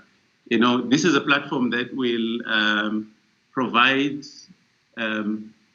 services to entrepreneurs, to showcase their wares, to showcase their products, much like what we see with Alibaba, with the likes of Alibaba in China and Amazon in the US. So all these are enablers for us as citizen and business to exploit. Opportunities for business, just picking up on cloud solutions, no need now to make significant investments in server rooms. CapEx has been converted to OpEx because you will be paying per use. You will be managing your end of life. Every device, every hardware that is delivered, server hardware that's delivered, it's delivered with end of life certificates. So every once in a while, usually it's every 4 to 5 years, you have to replace your hardware. And this is a massive headache. So with the facility at Potweni, there's no need now to be worried about setting up your server room, buying your redundancy, generators, air conditioners, etc. Because the facility is there, So this reduces the pressure on business, for having to continuously, spend when you could just be buying service. And the contact center as well. Another opportunity for business is this provided by the SRA. You have 24/7 access to SRA facilities. You file online in the comfort of your office. The one that I would like to spend some time on now is on international trade. How would the digital platforms enable trade? How will they facilitate trade? Now, imagine a company in South Africa buying goods from a company in Swaziland. So they'll send a purchase order. Then the company in Swaziland receives the purchase order. Then when it's ready to deliver, they issue a dispatch note. Now, clearly, because this other company is in South Africa, the dispatch note, their ERP should use the dispatch note to generate an export declaration in the ASICUDA system.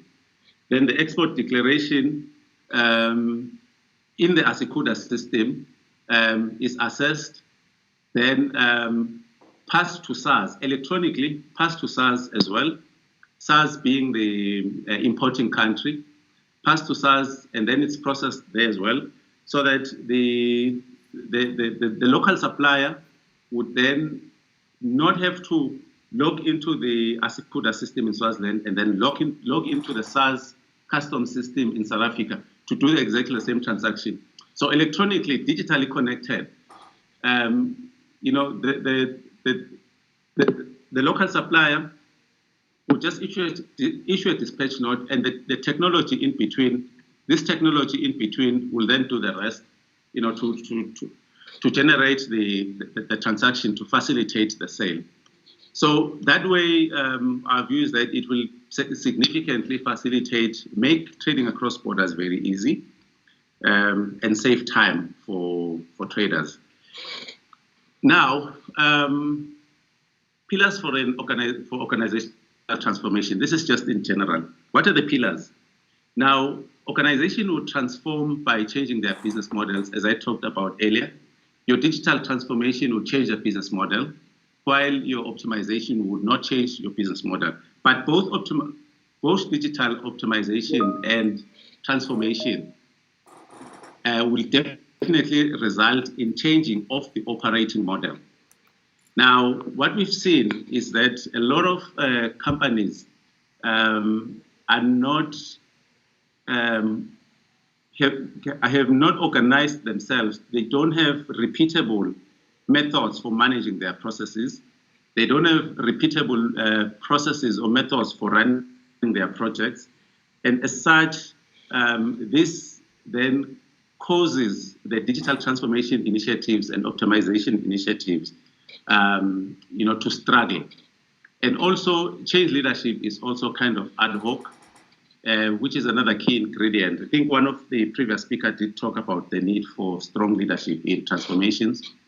We've seen that also is weak in a lot of projects, in a lot of digital projects. Now, what are the key the key enablers to digital transformation, it's strong leadership. Strong leadership is very, very critical for a digital transformation. You can see that the technology itself, according to Gartner, makes up about 33% of the impact of the entire initiative. So mostly what is critical is that there must be a strong leadership in the organization. The transformation should be driven by a clear desire to improve customer experience, and then there must be the winning of hearts and minds by the leadership. Because as the previous speaker did also allude to the fact that you could see a lot of resistance to the change. And some resistance is not necessarily with bad intentions. We've seen resistance that I call passive resistance. Passive resistance, like, when you move from driving an automatic, when you move from driving a car that is manual, and then you go to drive a car that's an automatic gearbox. So you do get tempted to start shifting gears. So I call that passive resistance. So in the whole transformation journey, it's very critical to manage, to manage the change, have strong leadership. So these are the challenges for transformation. Very often, the transformation aspirations are bright and beautiful. This is one such analogy of a transformation of a business from road transport to air transport. But what tends to happen if we don't manage the transition very well, if you take this operating model and apply it for that equipment, this is what you will tend to see. We'll take the bus and put the put the wings there and expect it to fly. And in some instances, your transformation ends up being even more costly, than the old model. Then lastly, let me just talk about projects. Again, I did say that we see projects being run in an ad hoc manner. Those that are organized, they run them in a linear manner, which is the second one, the waterfall. And we've seen a lot of companies now move to agile, which is iterative. But again, the experts or the research is recommending that because of the high pace of change, because you are developing your digitalization project on quicksand, it's important that we connect your plan, build, and run, project teams. So they call this fusion teams. So the team will plan, build, and run the product. So it minimizes, handover problems. Handovers meaning that handovers from the project team to the teams that run operations. So this then is the blueprint that they recommend, that at the very beginning of your transformation initiative, ensure that you build strong support. Then you plan, you scope, you define the product lines, you adjust your operating model, you roll out. You see that these arrows are going back and forth. So you'll be continuously defining the product, adjusting the operating model, switching it on to your live environment, and in an iterative manner. So if you do it this way, they are saying that companies that do it this way have been seen to succeed in their digitalization endeavors. Program Director, thank you very much. That is my short presentation. Thank you.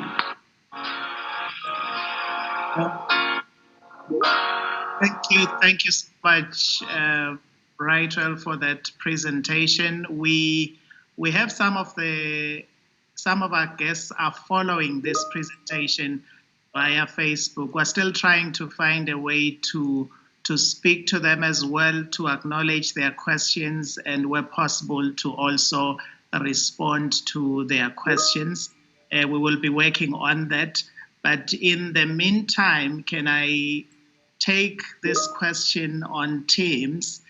from Jason Dlamini. How is MTN and subsequently the Eswatini government making use of such data in decision making? How is the MTN and the government of Eswatini making use of data? Actually, there's a prelude to the question that, thank you, Mr. Brightwell, for touching on data and analytics. For many years, a number of internet users have been growing rapidly, and as a result, more data is mined by organizations and countries. I'm not sure if, Brightwell, you'd want to make a comment, maybe your quick thoughts on that before we get government to also respond on this question. Thank you, Program Director, and thank you for the question. Again, the message coming through is that there is a need to shift from intuitive decision making, to data-driven decision making. There's a need to shift from using gut feel in decision making to using the data that we have and analyzing. So the new platforms emphasize that let's use the data so that our decision making is grounded in fact. So and there is a lot of data that we collect as organizations. So what the message here is that we should use it to be able to see the patterns that emerge and to understand the needs of our customers so that we achieve the improvement of customer experience. Thank you. Thank you, Brightwell. I am seeing a lot of comments, feedback on your presentation. Wonderful, Bright from Sakolo. Kudos to MTN for this brilliant initiative to share ideas. Great presentation from Tandazile. Thanks, Bright, for the great presentation, importantly for touching on enablers, e.g. process projects with change management being the most critical one. We can innovate and introduce the best data transformation platforms, but all is in vain if Eswatini people's behaviors are still stuck in past social convention and norms. So great feedback we are receiving there. May I take this question from Hlangastelo? Thank you, Msutu, for bringing us the issue of the IT park in Polokwane. Just wondering if business and the public is aware of services offered at the ICT park. I know that we should have a colleague from Technology Park, but since you've just made a presentation, Brightwell, your quick thoughts on that awareness. Are you aware of the level of awareness? I know it's not fair for me to ask you this question. It is well, I can give it a shot. I am aware that the park is embarking on a serious, on an aggressive marketing drive, to enable business to be aware of the facilities and services that they provide, out there, as well as to provide young people, because they do have an innovation dimension as well, to provide young people with the knowledge, that they can go there and try out their innovative abilities. But I would be very happy to leave this one to Mr. Andreas Dlamini. I can see he has come on. Thank you. All right. Yeah, that was a great try, Brightwell. Maybe can I put Sebenzile on the spot? I'm not sure whether she has come through. We had anticipated that she will be part of this presentation later in the program. Sebenzile, are you here? Yes, I am, Mr. Pompo. Good morning, everyone. I would say that we have been actively educating the public about what is available at RSTP, but the infrastructure side of things is mostly being promoted on a business-to-business approach. So for that reason, we tend to have detailed presentations when we meet with organizations rather than with the general public via print media, radio, and STVA. The infrastructure for the data center is I would say 70 to 80% ready for use, but certain aspects of the services are already available. And then, as the SRA representative has rightly said, we are complementing the infrastructure with the incubation services, and I'm going to talk a little bit more about that later on. All right, thank you. Thank you, Sebenzile, for that feedback. I'm not sure if Umlangeni would like to make a comment or two. I see that he has gone on video mode. Goes. Thank you, Babel Pondo. Briefly on the data issue. We know that all along there was no framework in terms of data collection, storage, and transfer or disposal of the same. Now the ministry has drafted a legal instrument, a bill, which is now in Parliament on data protection, how it's going to be collected, how it's going to be stored, how is it going to be accessed, who will have right to access it, and whoever is the data controller, what to do with it. So we're looking forward to the passage of that bill into an act that will regulate data, conduct around data in the country.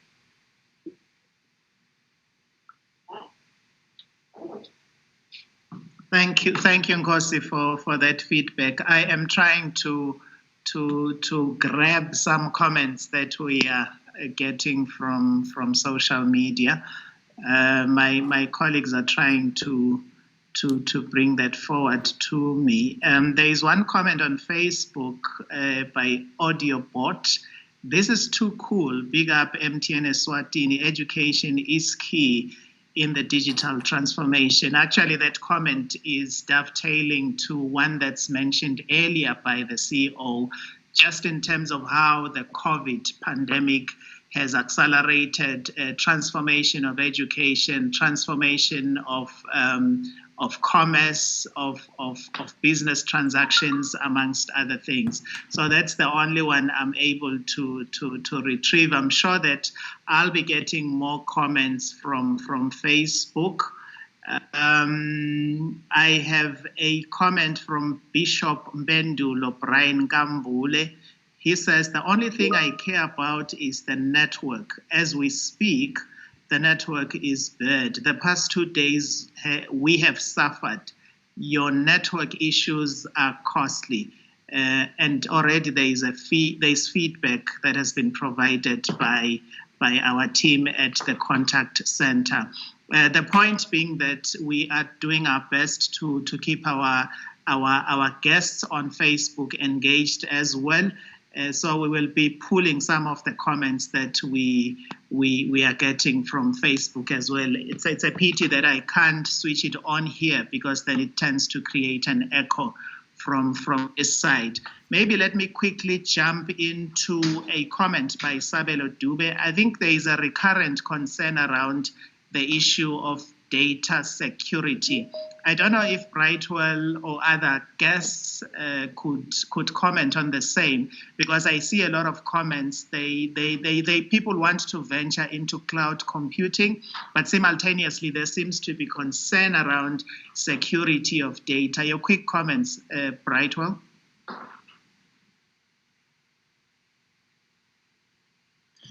Thank you there again, Program Director. Indeed, when you put your data to a server that you do not see, you push your data to a server you don't see, you will feel uncomfortable.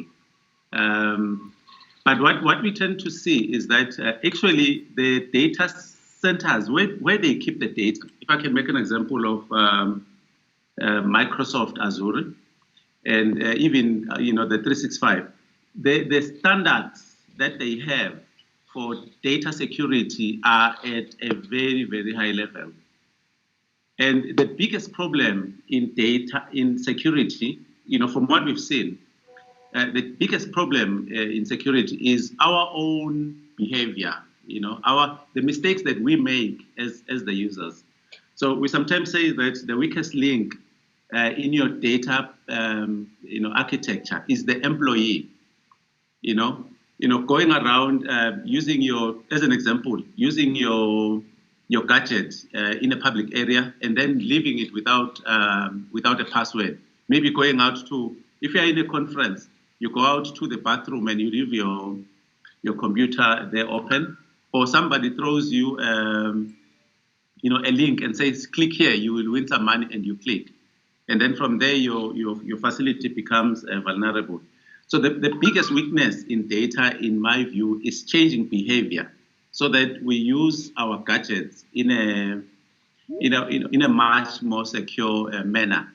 So I can assure your delegates here that the cloud providers adhere to very, very high standards for security. What we do need to worry about how we ourselves, behave. That's what we need to worry about. Let me just end it there, Program Director. Thank you. All right, thank you so much.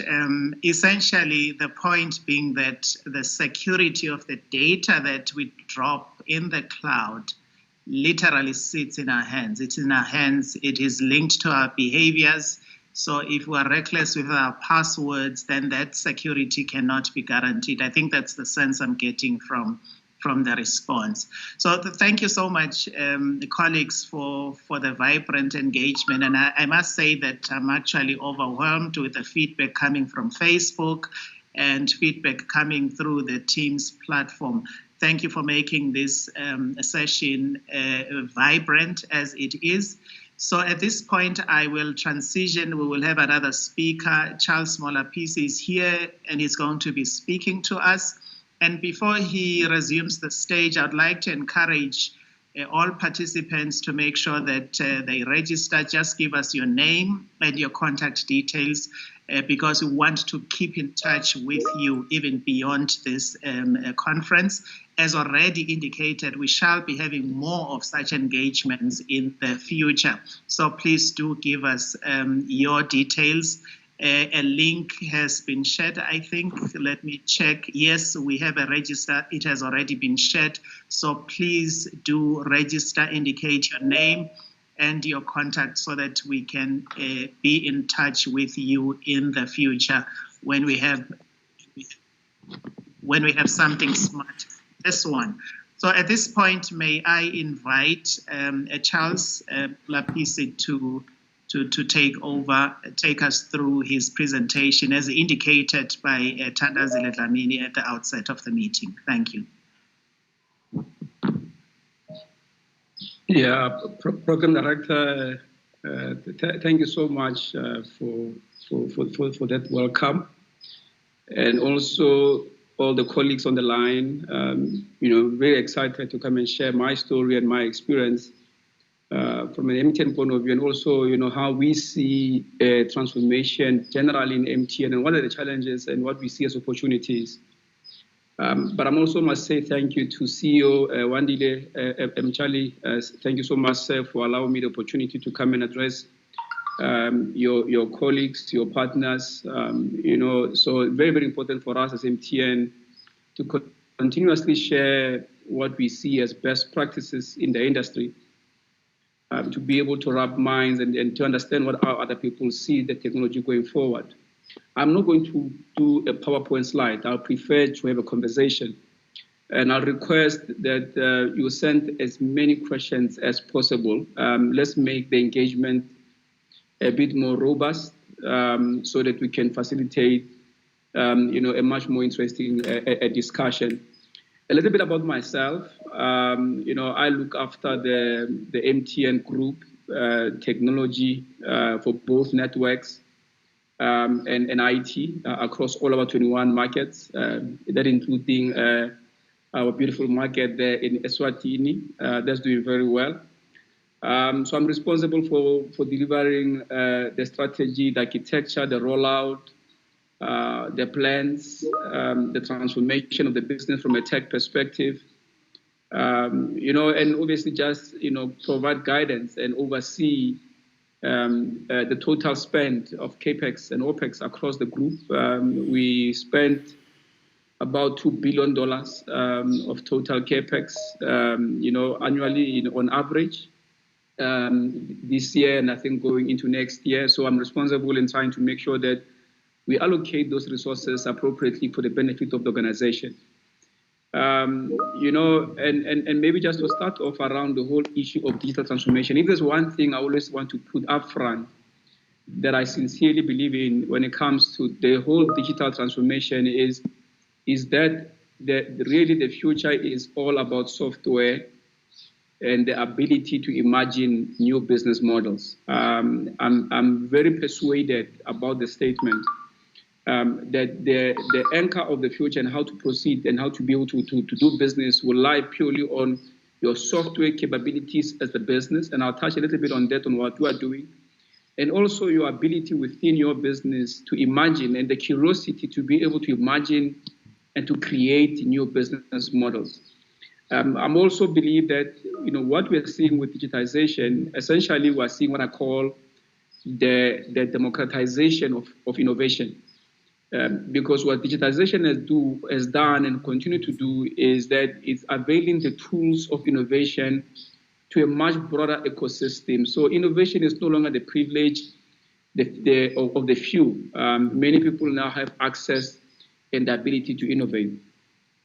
What am I dealing with, as a technology executive? If you look at the whole evolution of the industry, we can all understand that the whole digital evolution continues to melt many business models, across all verticals.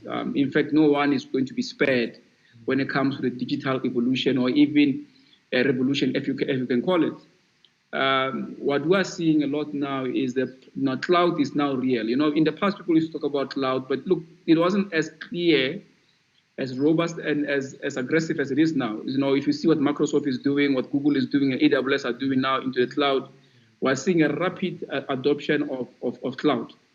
And that's why we are now putting plans and say, as MTN, what are we going to do around public cloud implementation? So we're talking to Google, we're talking to Microsoft, we're talking to AWS, we're talking to Huawei and Oracle and say, we want to migrate some of our key workloads into the cloud. What can we do to be able to do that? So we're working around there. So cloud is very real if you look at the tech trends. We're also seeing a lot on blockchain, what we call practical blockchain. We're yet to really double click a little bit on that. So a little bit more work we need to do as a business around issue of blockchain. RPA, robotic process automation.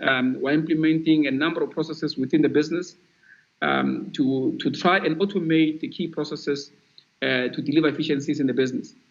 We're also seeing a lot now of a push into the API space. I always say that without APIs, there's no ecosystem. Without ecosystem, there's no digital transformation. So if you're an executive, you're a tech exec, you sit in your exco, if your business is not talking about creating platforms around cloud, if you're not talking about implementing, not just talking, if you're not implementing API capabilities in your business, as an IT executive, a technology executive, you are letting your business down, for sure. If you are not pushing RPA to bring the cost of the business down and the cost of operation down, you're letting your business down. On the network side, we're seeing a whole lot of stuff coming through what we call the LEO satellite constellations, which is the low Earth orbit satellite constellations. And the big one that's happening is the one that's led by Elon Musk. I think it's called Starlink. Essentially what they want to create a whole constellation of satellites and to be able to beam into the Earth and be able to create broadband capabilities for the homes, for all sorts of connectivity that we're going to create. So we're working on that as well. The other one, of course, below the layer, you've got what we call the Google Loon, and that has been launched by Google. I think they've launched it in Kenya. They're also launching in Nigeria as well. The Facebook one is we're launching in Nigeria on that to deliver mobile broadband via satellite So all of that, we're busy with that. Then you have, artificial intelligence. You've got machine learning. There's a lot of work we're doing as a business to try and be able to address that. We're building what we call a data lake, essentially creating a master data lake to ingest all manner of feeds into one central data lake to be able to support the business, so that every form of information moves straight into the lake and can be extracted and can be manipulated from there. So there's another work that we're doing to be able to support the business. Another thing that we're seeing a lot is around the architectural shifts, particularly around containerization of applications, microservices architecture to enable ease of deployment of architecture, to move into what people now call DevSecOps, development, security, and operations. So security by design, as we call it. A lot of work also I spoke about public cloud. We're now working very hard to deliver native cloud capabilities, because many of the applications that we see and that we have now are not necessarily cloud compatible. So you need to start to work towards cloud native based architecture at application level.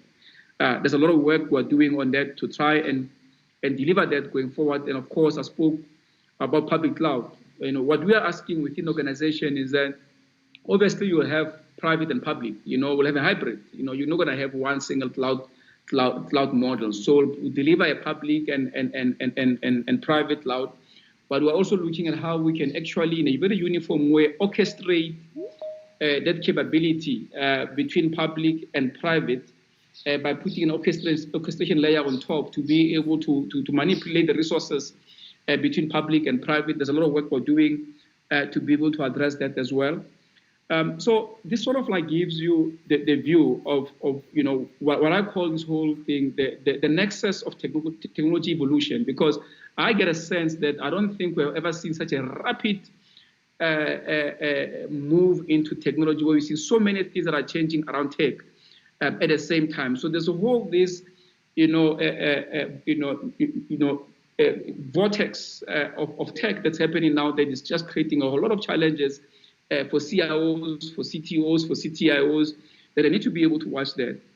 And then you can talk about on the network side, the network is moving towards, again, open based architecture. As the architecture from the radio access network down to the last downstream systems on the core network is also moving towards an open architecture. So we're talking to the vendors to say, look, we need to bring in different suppliers on the radio side as opposed to the traditional four. We're looking at the baseband capability, virtualization of that capability at the baseband, the computing layer. We're looking at that, the transmission layer as well. We're now working very hard on what is called front, mid, and backhaul capabilities that we're building now in the networks that we operate. We have also a program around core network evolution. How are we going to evolve the whole core network? How are you going to cloudify it? How are you going to virtualize it? A lot more work we're going to do to be able to address that. And also there's a bit of a push of what is called the CAPS architecture, which is the control plane and user plane separation. That also is one of the architectures that we're putting in place. So we are building what we call the CODIS architecture. So if you ask me, the end state, what is it that we're going to deliver? We say we're going to deliver for MTN what we refer to as the CODIS architecture. The CODIS architecture will be converged, it will be intelligent, it will be distributed and decision-based, it will be service-based, it will be secure. That is the kind of architecture that will deliver for this business in the next 4 or 5 years. We believe that as we create that kind of capability to architecture, we'll be able to help the business to navigate the new challenges and to create the new services that are coming. And of course, 5G. I don't know how many of you watched the launch of iPhone 12. If you did not, I'll ask you, please do yourself a favor, go online, find that video. I thought it was quite amazing, the launch itself, before you even get to the devices and the capabilities. A very elegant event. But when you look slightly deeper now, you start to find what they're doing. I mean, when they announce the kind of the devices for the home that they're building, now attacking the home and putting capabilities in the home. And then you move into the iPhone 12 for the chipset, the 5nm chipset, extraordinary. And they deliver this 5G, that the device will come 5G ready. And we believe that Africa will not be left behind on 5G. I don't share the view that many people have to say, oh, no, it's going to take time. It's going to be slow. Of course, we must be measured in terms of the investment profile.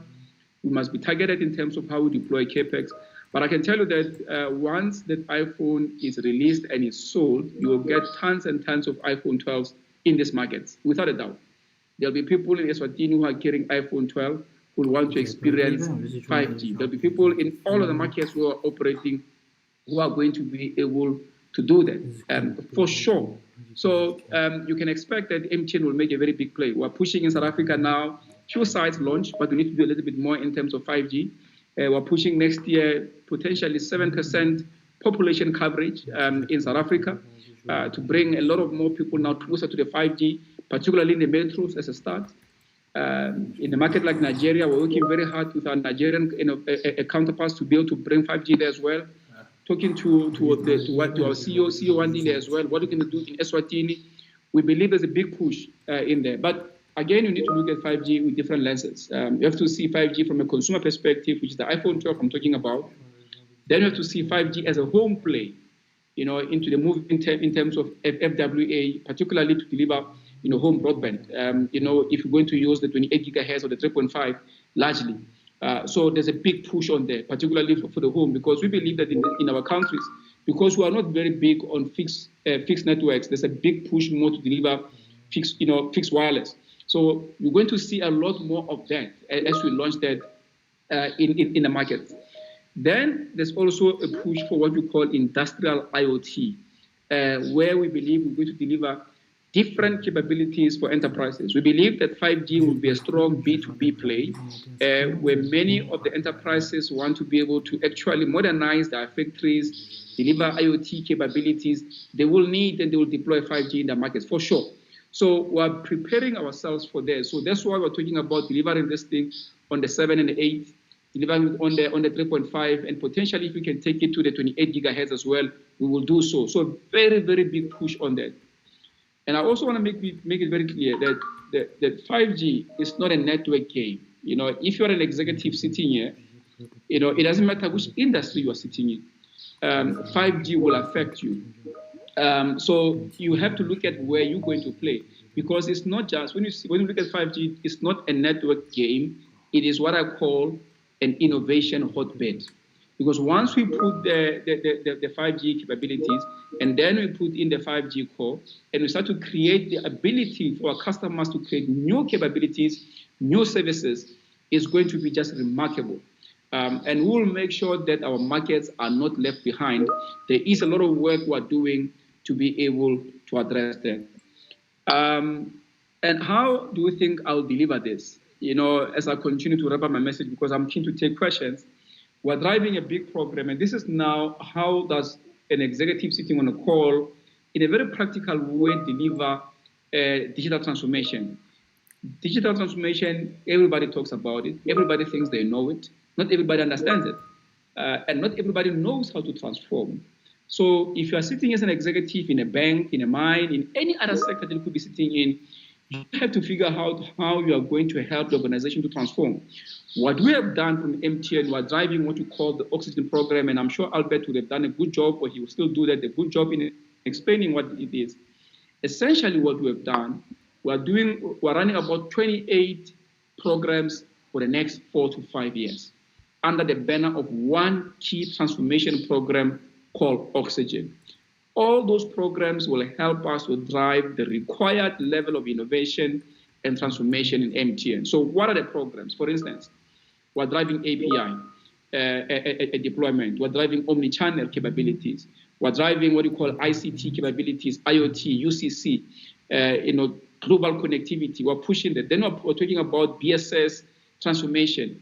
Then we've got what we call the enterprise value analytics, which is the the analytics layer that we're building in a business.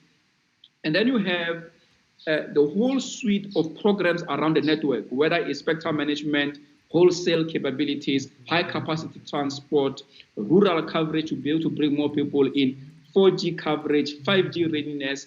And then we have another big program called the MTN Unified Cloud. We call it Munich. That program will help us to drive a huge transformation capability on the cloud. So, and then as you look at that, there's a whole lot of programs around information security. I had a mention here around how to make sure that you secure the environment as you move the applications to the cloud. So we're driving what we call the Marshall Plan program for 4 years to intensify the capabilities around information security. So that is quite critical. Another thing that is very, very important is what you call Project Zero. How are we going to deal with the carbon emissions? So we need to help the organization to be able to reduce the carbon emissions. We've got what we call Project Zero to drive the program for the next 3 to 4 years and to help the organization to achieve its targets. Another key one, and I think this is very, very critical, it is what is called the issue around skills. Because the whole issue of cloud, where you now need integration capabilities, open architecture means integration requirements. Virtualizations means you need skills. API means software development capabilities. RPA, blockchain, AI and ML both. All of this will need different profiles of the skills that we have today. So we are driving as MTN what we call the #1 tech team evolution. So we have an aspiration to build the #1 technology team in Africa and the Middle East. When people want to work, when a young engineer wants to work, the only place that they must dream of working at is MTN. And then they can decide who else to go and work for after that. We are creating that as the dream team of technology across Africa and the Middle East. We are very purposeful about that, how we're transforming the skills, how we are profiling them, how we are training them, to be able to make sure that we empower our people with the skills of the future. Last thing is that it is my push in my organization that everyone needs to learn and understand technology. It doesn't matter whether you're in sales, it doesn't matter whether you're a marketing guy, you need to understand technology. So we're driving a transformation program to help commercial people appreciate tech. Because remember what I said in the beginning, I said the future is all about software and the ability to imagine new business models. You cannot imagine the new business models unless you understand the capability of the platforms. You cannot create new business models unless you understand how APIs work.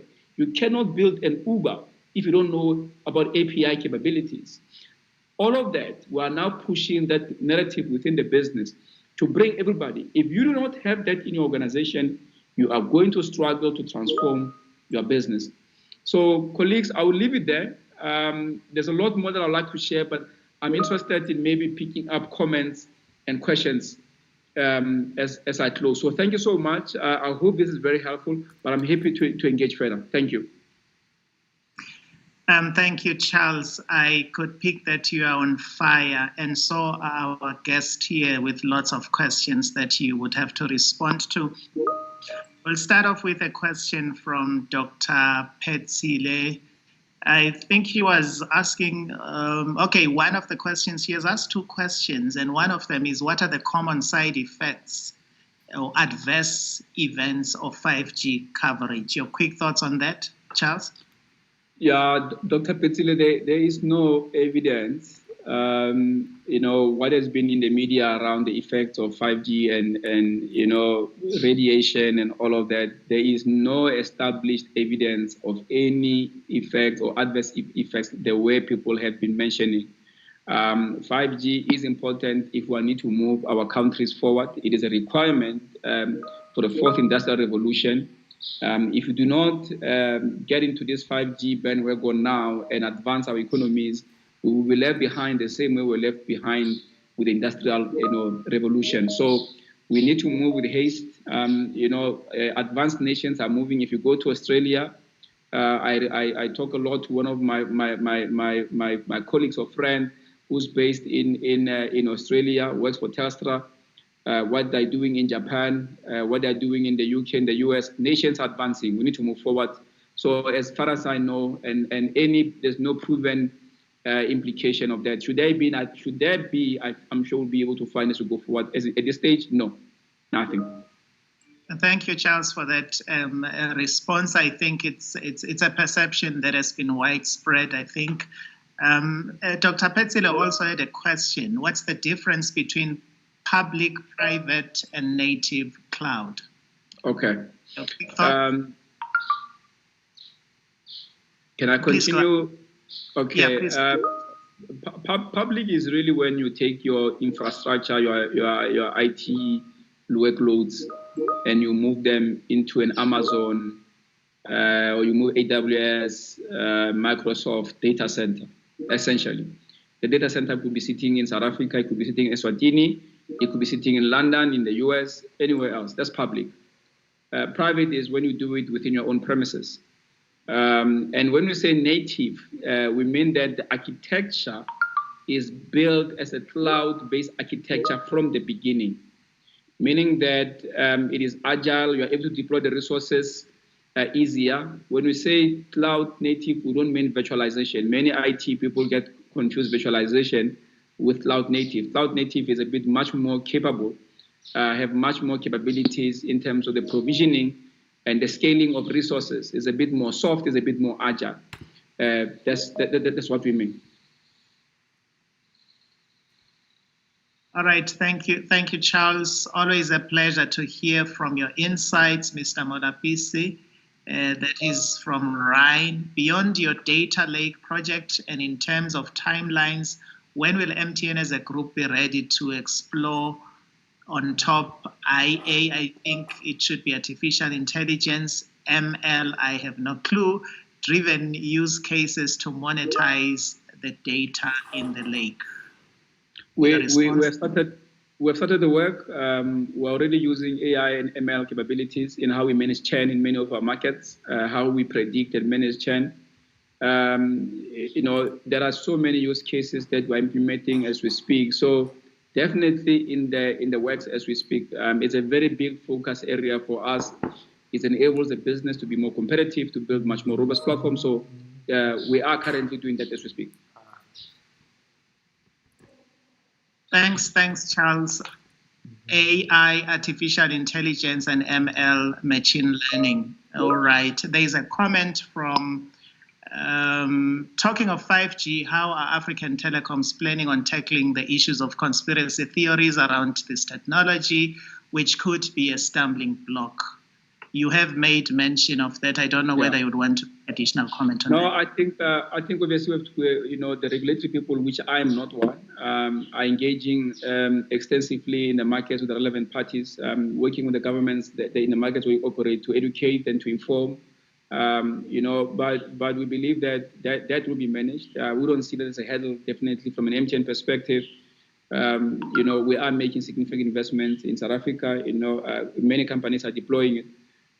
We have to advance. I think that will continue to be managed through proper stakeholder management and engagement. All right, we have a compliment from Mandla Ngambule. Yes, Charles, digital transformation comes alive in a culture of innovation. And we also have clearly, we're saying the issue of cost, critical lubricant to drive towards all these wonderful platforms. And then we have feedback from Linda Sakolo. Technology transformation is quite good, and we seem not to have a choice but to jump in. Maybe one may seek guidance on how we handle data sovereignty, as it is one major concern for cloud. Yeah, I think that's a very, very, very valid point in our markets. We get that a lot, about why is this data moving, why is subscriber data going to be moved, and all of that. And we have to be sensitive about that and how it must be handled. Again, it's an issue of education. The reality is that cloud is unstoppable. If you're going to achieve economies of scale, and advance the new services, there's no way we can rely on hosting all of the equipment and information ourselves. But that has to be done within the context and the sensitivities of regulation in every country where we operate. All right, thank you, Charles. I hate that I have to let you go, but otherwise we are getting a lot of feedback and comment from colleagues. Well done, Charles. Interesting times ahead. Thanks, Charles, on your 5G rollout plans and thoughts on settling up parallel QDK networks to complement security as a forward-looking initiative. We've seen China and the US rolling out these networks for banks and other financial institutions. Your quick reactions, Charles? No, I mean, there's a lot in the space, and I think as MTN, we're working a lot with a number of partners who are doing the same. So we'll be very happy to explore that. The banks are big, customers of ours, so we continue to work with them on that as well. Otherwise, we need to leave it there, Charles. Thanks for your time. We understand that you are extremely busy, but you did make time to come through and engage with our distinguished guests. We are looking forward to engaging with you in the near future. Thank you, and do enjoy the rest of it. Thank you so much for having me, colleagues. Much appreciated, and all the best with your conference. Thank you, sir. All right, thank you, colleagues, for that vibrant engagement that we've had. Please continue to throw in your thoughts as we proceed with this engagement. At this point, we are supposed to have one of our panelists. I just need to check if she is still around.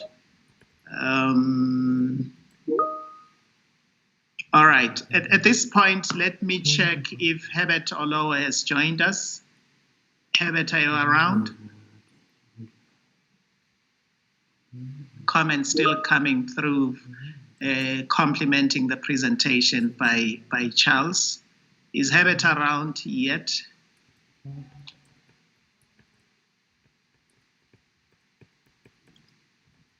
Is Treasure around?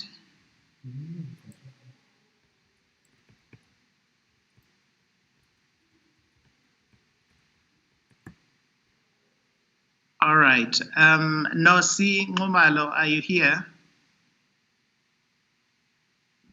Yes, Program Director, I'm here. All right, Nosi, good to have you here.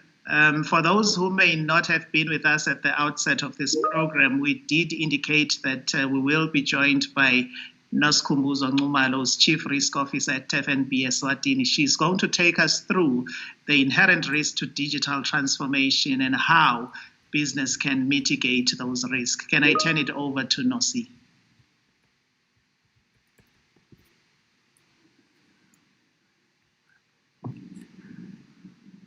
Thank you, Program Director.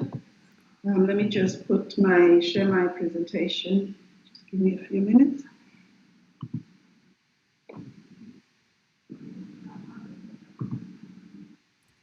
Please let me know if it's on presentation mode and visible. Precisely, it's on point. Please go ahead.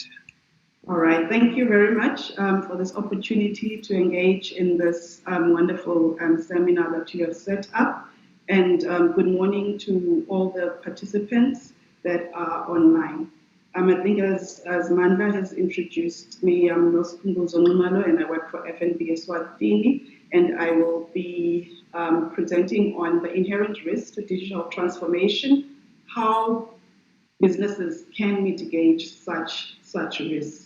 So this will be a presentation in general on how you as business people and the businesses that you conduct, the businesses that you work in can mitigate and the risks that are inherent in that. Briefly, before I go into the risks, I think it was key for me just to lay down why is risk management key for digital transformation. So risk management is an integral part of our businesses and everything that we do, and ignoring or putting it aside is to the detriment of your transformation and your entire business. So what risk management does, it enables you as a business and your organization to understand where things can go wrong, which is a critical step that you need to look into in every corner or every aspect of of your transformation across the business. So what risk management does, it helps you to identify the risk, anticipate the risk, assess how you can implement controls or strategies to manage and mitigate it.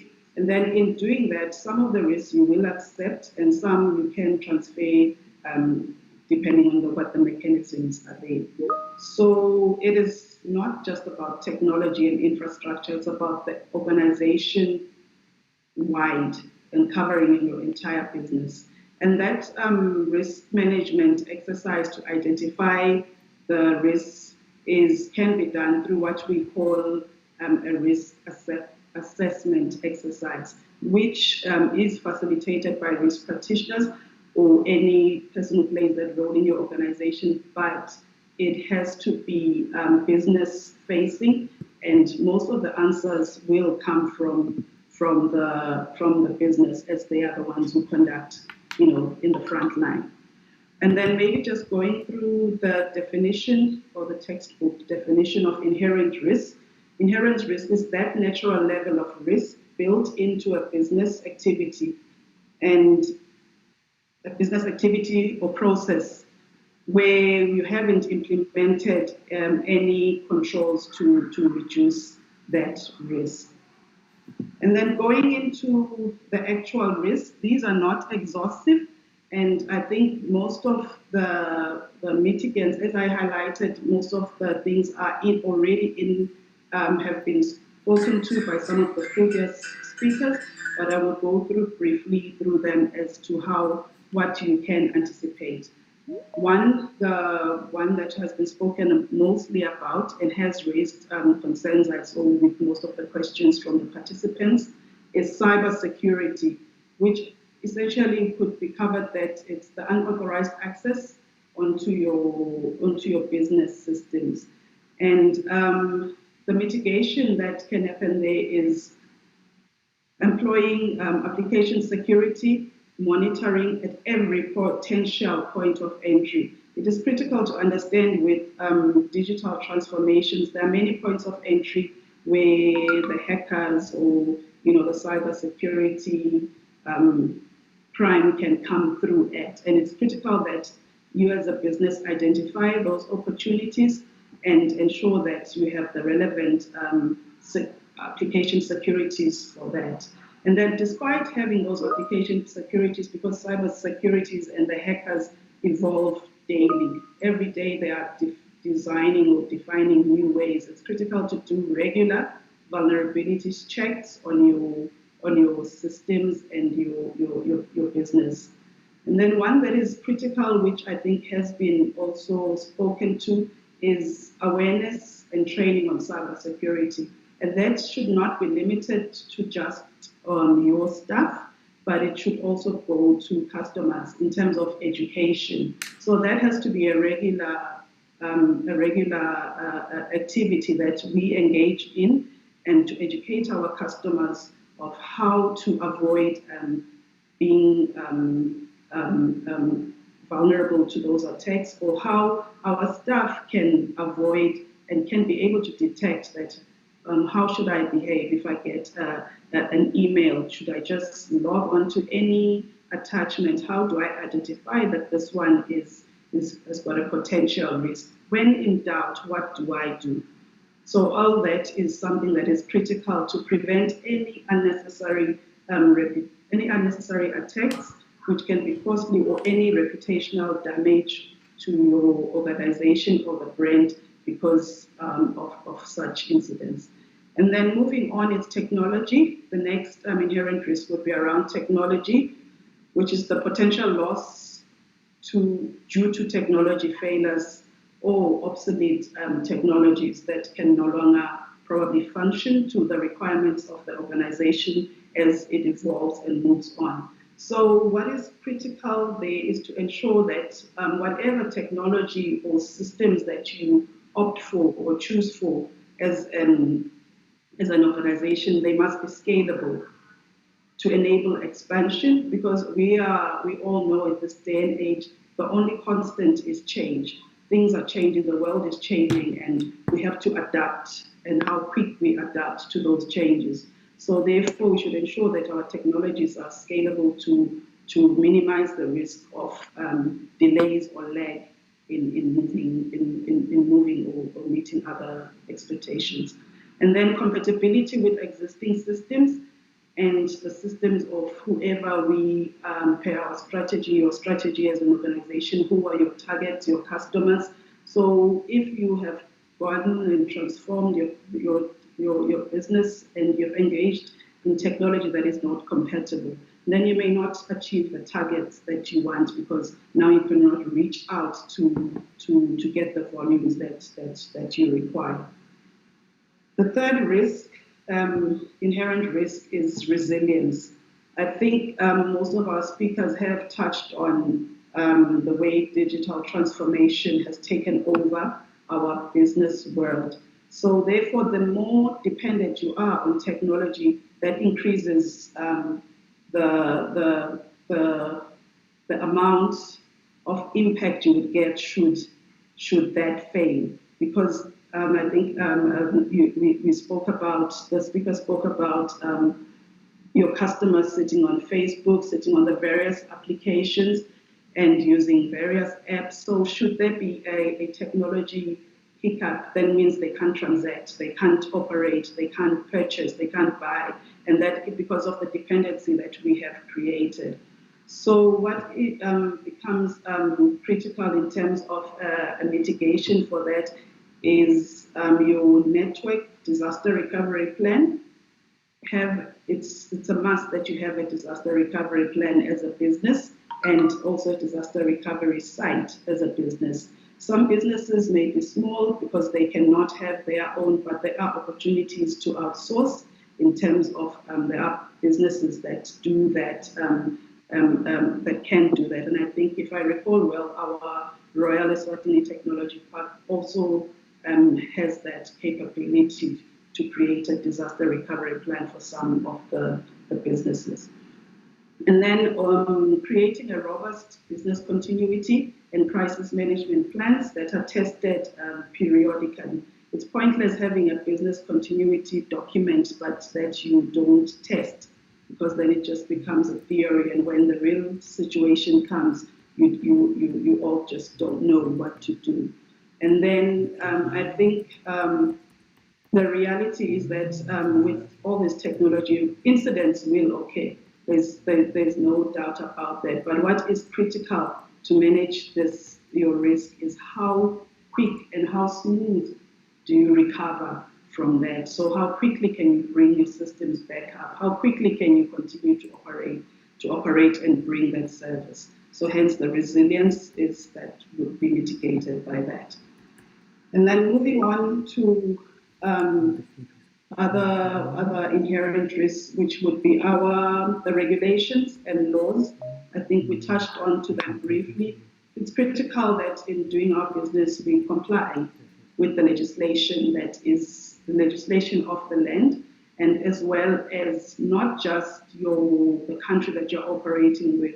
Because when we talk digital transformation, we're talking the ecosystem goes way beyond your own country where you operate. So you look at your own laws, and also consider the laws and regulations of the other countries where your operations, depending on applicability of those legislation.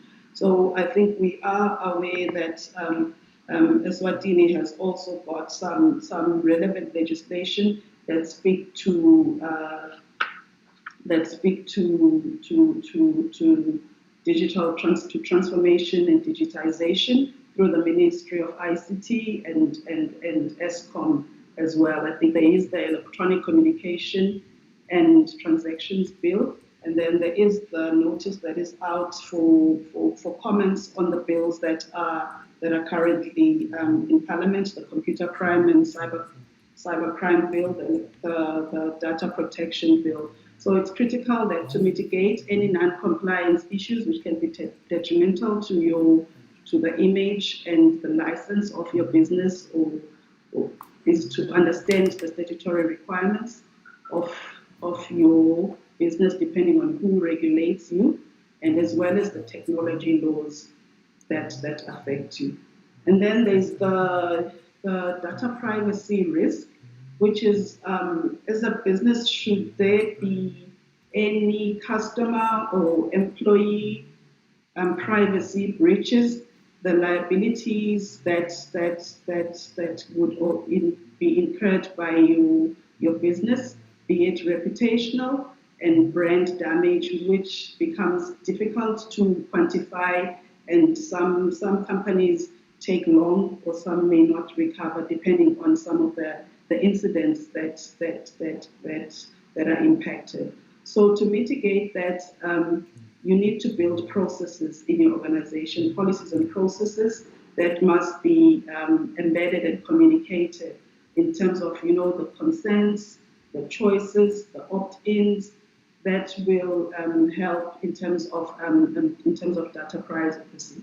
And then more important is the controls in place to ensure that the data is protected. There are no leakages across the entire ecosystem. As I mentioned, the ecosystem is very wide, and so you have data in transit, you have data at rest. All those must be protected and ensure that there are no unauthorized leakages, given the amount of data that we carry belonging to our customers that they haven't authorized that it should be issued or shared.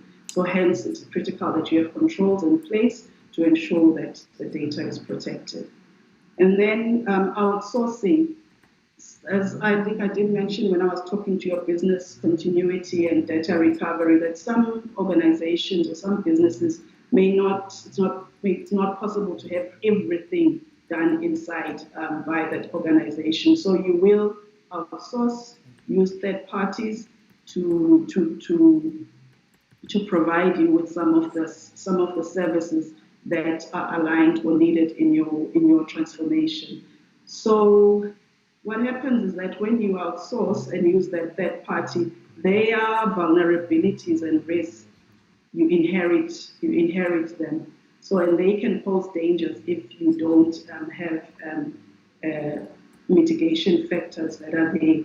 So it is critical that you understand what are the risks that you potentially have to inherit from that third party that you outsource to. Understand their risk management practices. Do they have any? You can create, develop an outsourcing policy that will include how do you vet your third party vendors? What comfort do you have that now this person I can engage and rely on them to provide these services?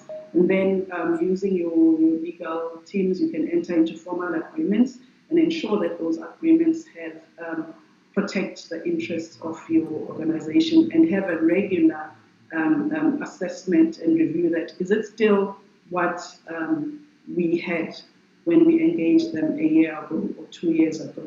So it becomes a living process.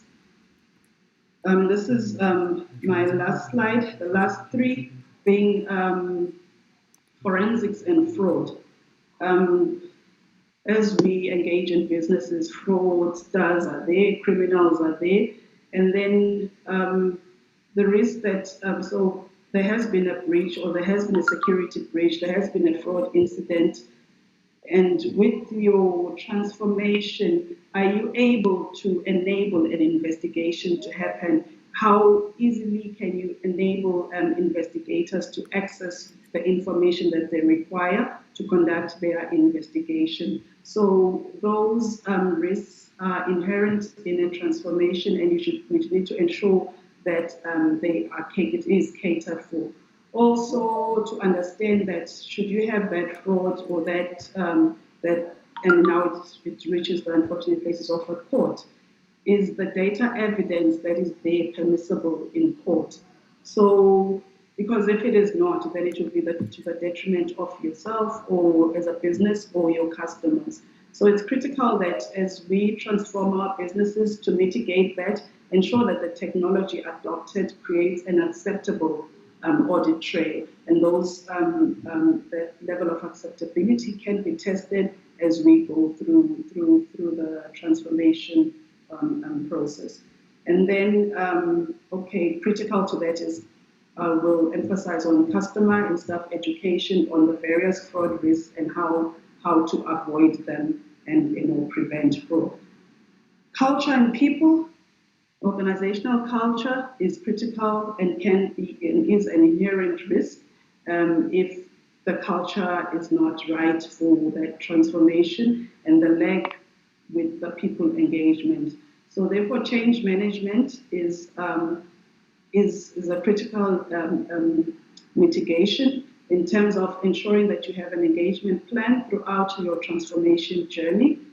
Perform a culture assessment, understand if you have the right culture and what you need to do to change it so that it doesn't prevent or create a breeding ground for additional risks in your business. So to ensure successful transformation as well as minimize and mitigate the risk. So sometimes you need to ensure that your skills are right across the organization. Where there's a need to reallocate the skilled talent, you do so.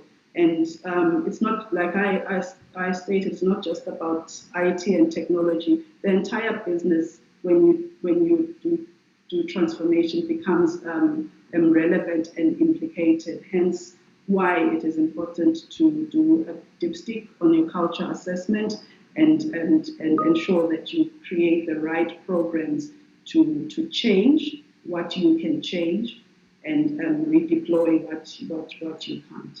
And then last but not least is around operations. So legacy infrastructures and standards create an inherent risk when it comes to digital transformation. We have seen that it takes a while to remove some of the legacy issues, and you can go ahead and do your digital transformation, but the procedures and policies disconnect and they're not aligned to where the business is now. So a mitigation plan is that we need to ensure that operational policies, controls, procedures align with the new processes as you go along, the new way of doing business, because you cannot continue running your organization in the same way if you, for that particular area that you have transformed. And most critical is that end-to-end ownership and no silo approach in terms of the operation. So engage across the board and ensure that the entire operations, even beyond, I'll stress that beyond the tech and infrastructure, look at how your sales engine works, front and back office, how your various support units integrate with the new transformation. As I mentioned, my presentation, the risks are not exhaustive, but these are the key ones that I wanted to highlight. I thank you all.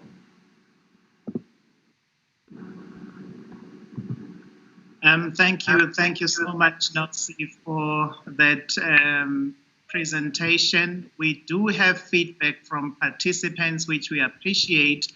We have Linda Sakolo, who says, well spotted, Notsi. Guess also having a sound, effective patch management process can do to mitigate most of these inherent risks. And then we also have a comment from Mangali. So great presentation. Notsi, risk is a topic that we normally overlook, yet very critical in the success and sustainability of our business and digital transformation. So, excuse me, then we have Jason. Thank you, Notsi, very insightful. Great presentation when it comes to cybersecurity. It is all about the human factor. So lots of comments there complimenting the presentation by Notsi. Thank you indeed for coming through and sharing your insights with participants over here. Can we transition now to Herbert all the way from Uganda? Herbert, are you here? I am here, and apologies for whatever happened. Let me just turn on my camera. I hope you can see me and hear me loud and clear. Precisely, loud and clear. Please go ahead, sir. All right, so thank you very much. Do you want me to share my screen, or will someone share the presentation from there? Please go ahead and share from your side. All right, thank you very much. Doing so just now.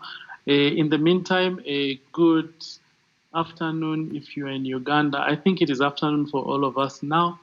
It is a privilege to be speaking to everyone, and more especially to MTN, because MTN is like home to me. I worked at MTN for almost 1.5 decades. So it's just a pleasure to be back and to be speaking to MTN, to the CE, to Albert, who was a colleague, to Molapisi, whom we interfaced with, and I think those are the names I've seen that are familiar. Thank you very much. I'm just going to share very briefly what our response from a Stanbic Uganda perspective has been to COVID, especially looking at digital. So I just prepared this in 3 parts, if I may. The first part of chapter 1 is a background, and in the background, I am sharing our execution of the digital transformation journey. I'll just be sharing some highlights because it's a journey we started, a blessing in disguise, I must say. And then chapter 2 is just our response to COVID-19. There are 4 phases of a crisis that have been defined, and just how we responded to that. And then just some recommendations and considerations and best practice based on some research we did with the help of Gartner and many others, and also experiences that we have had. So going straight into chapter 1, digital transformation becomes one of those. And we broke it down into 2 parts. The one part is digitize, where you're focusing on optimizing your processes, and your goal is to get operational excellence. And that was how we defined it. And in here, it is basically the discipline around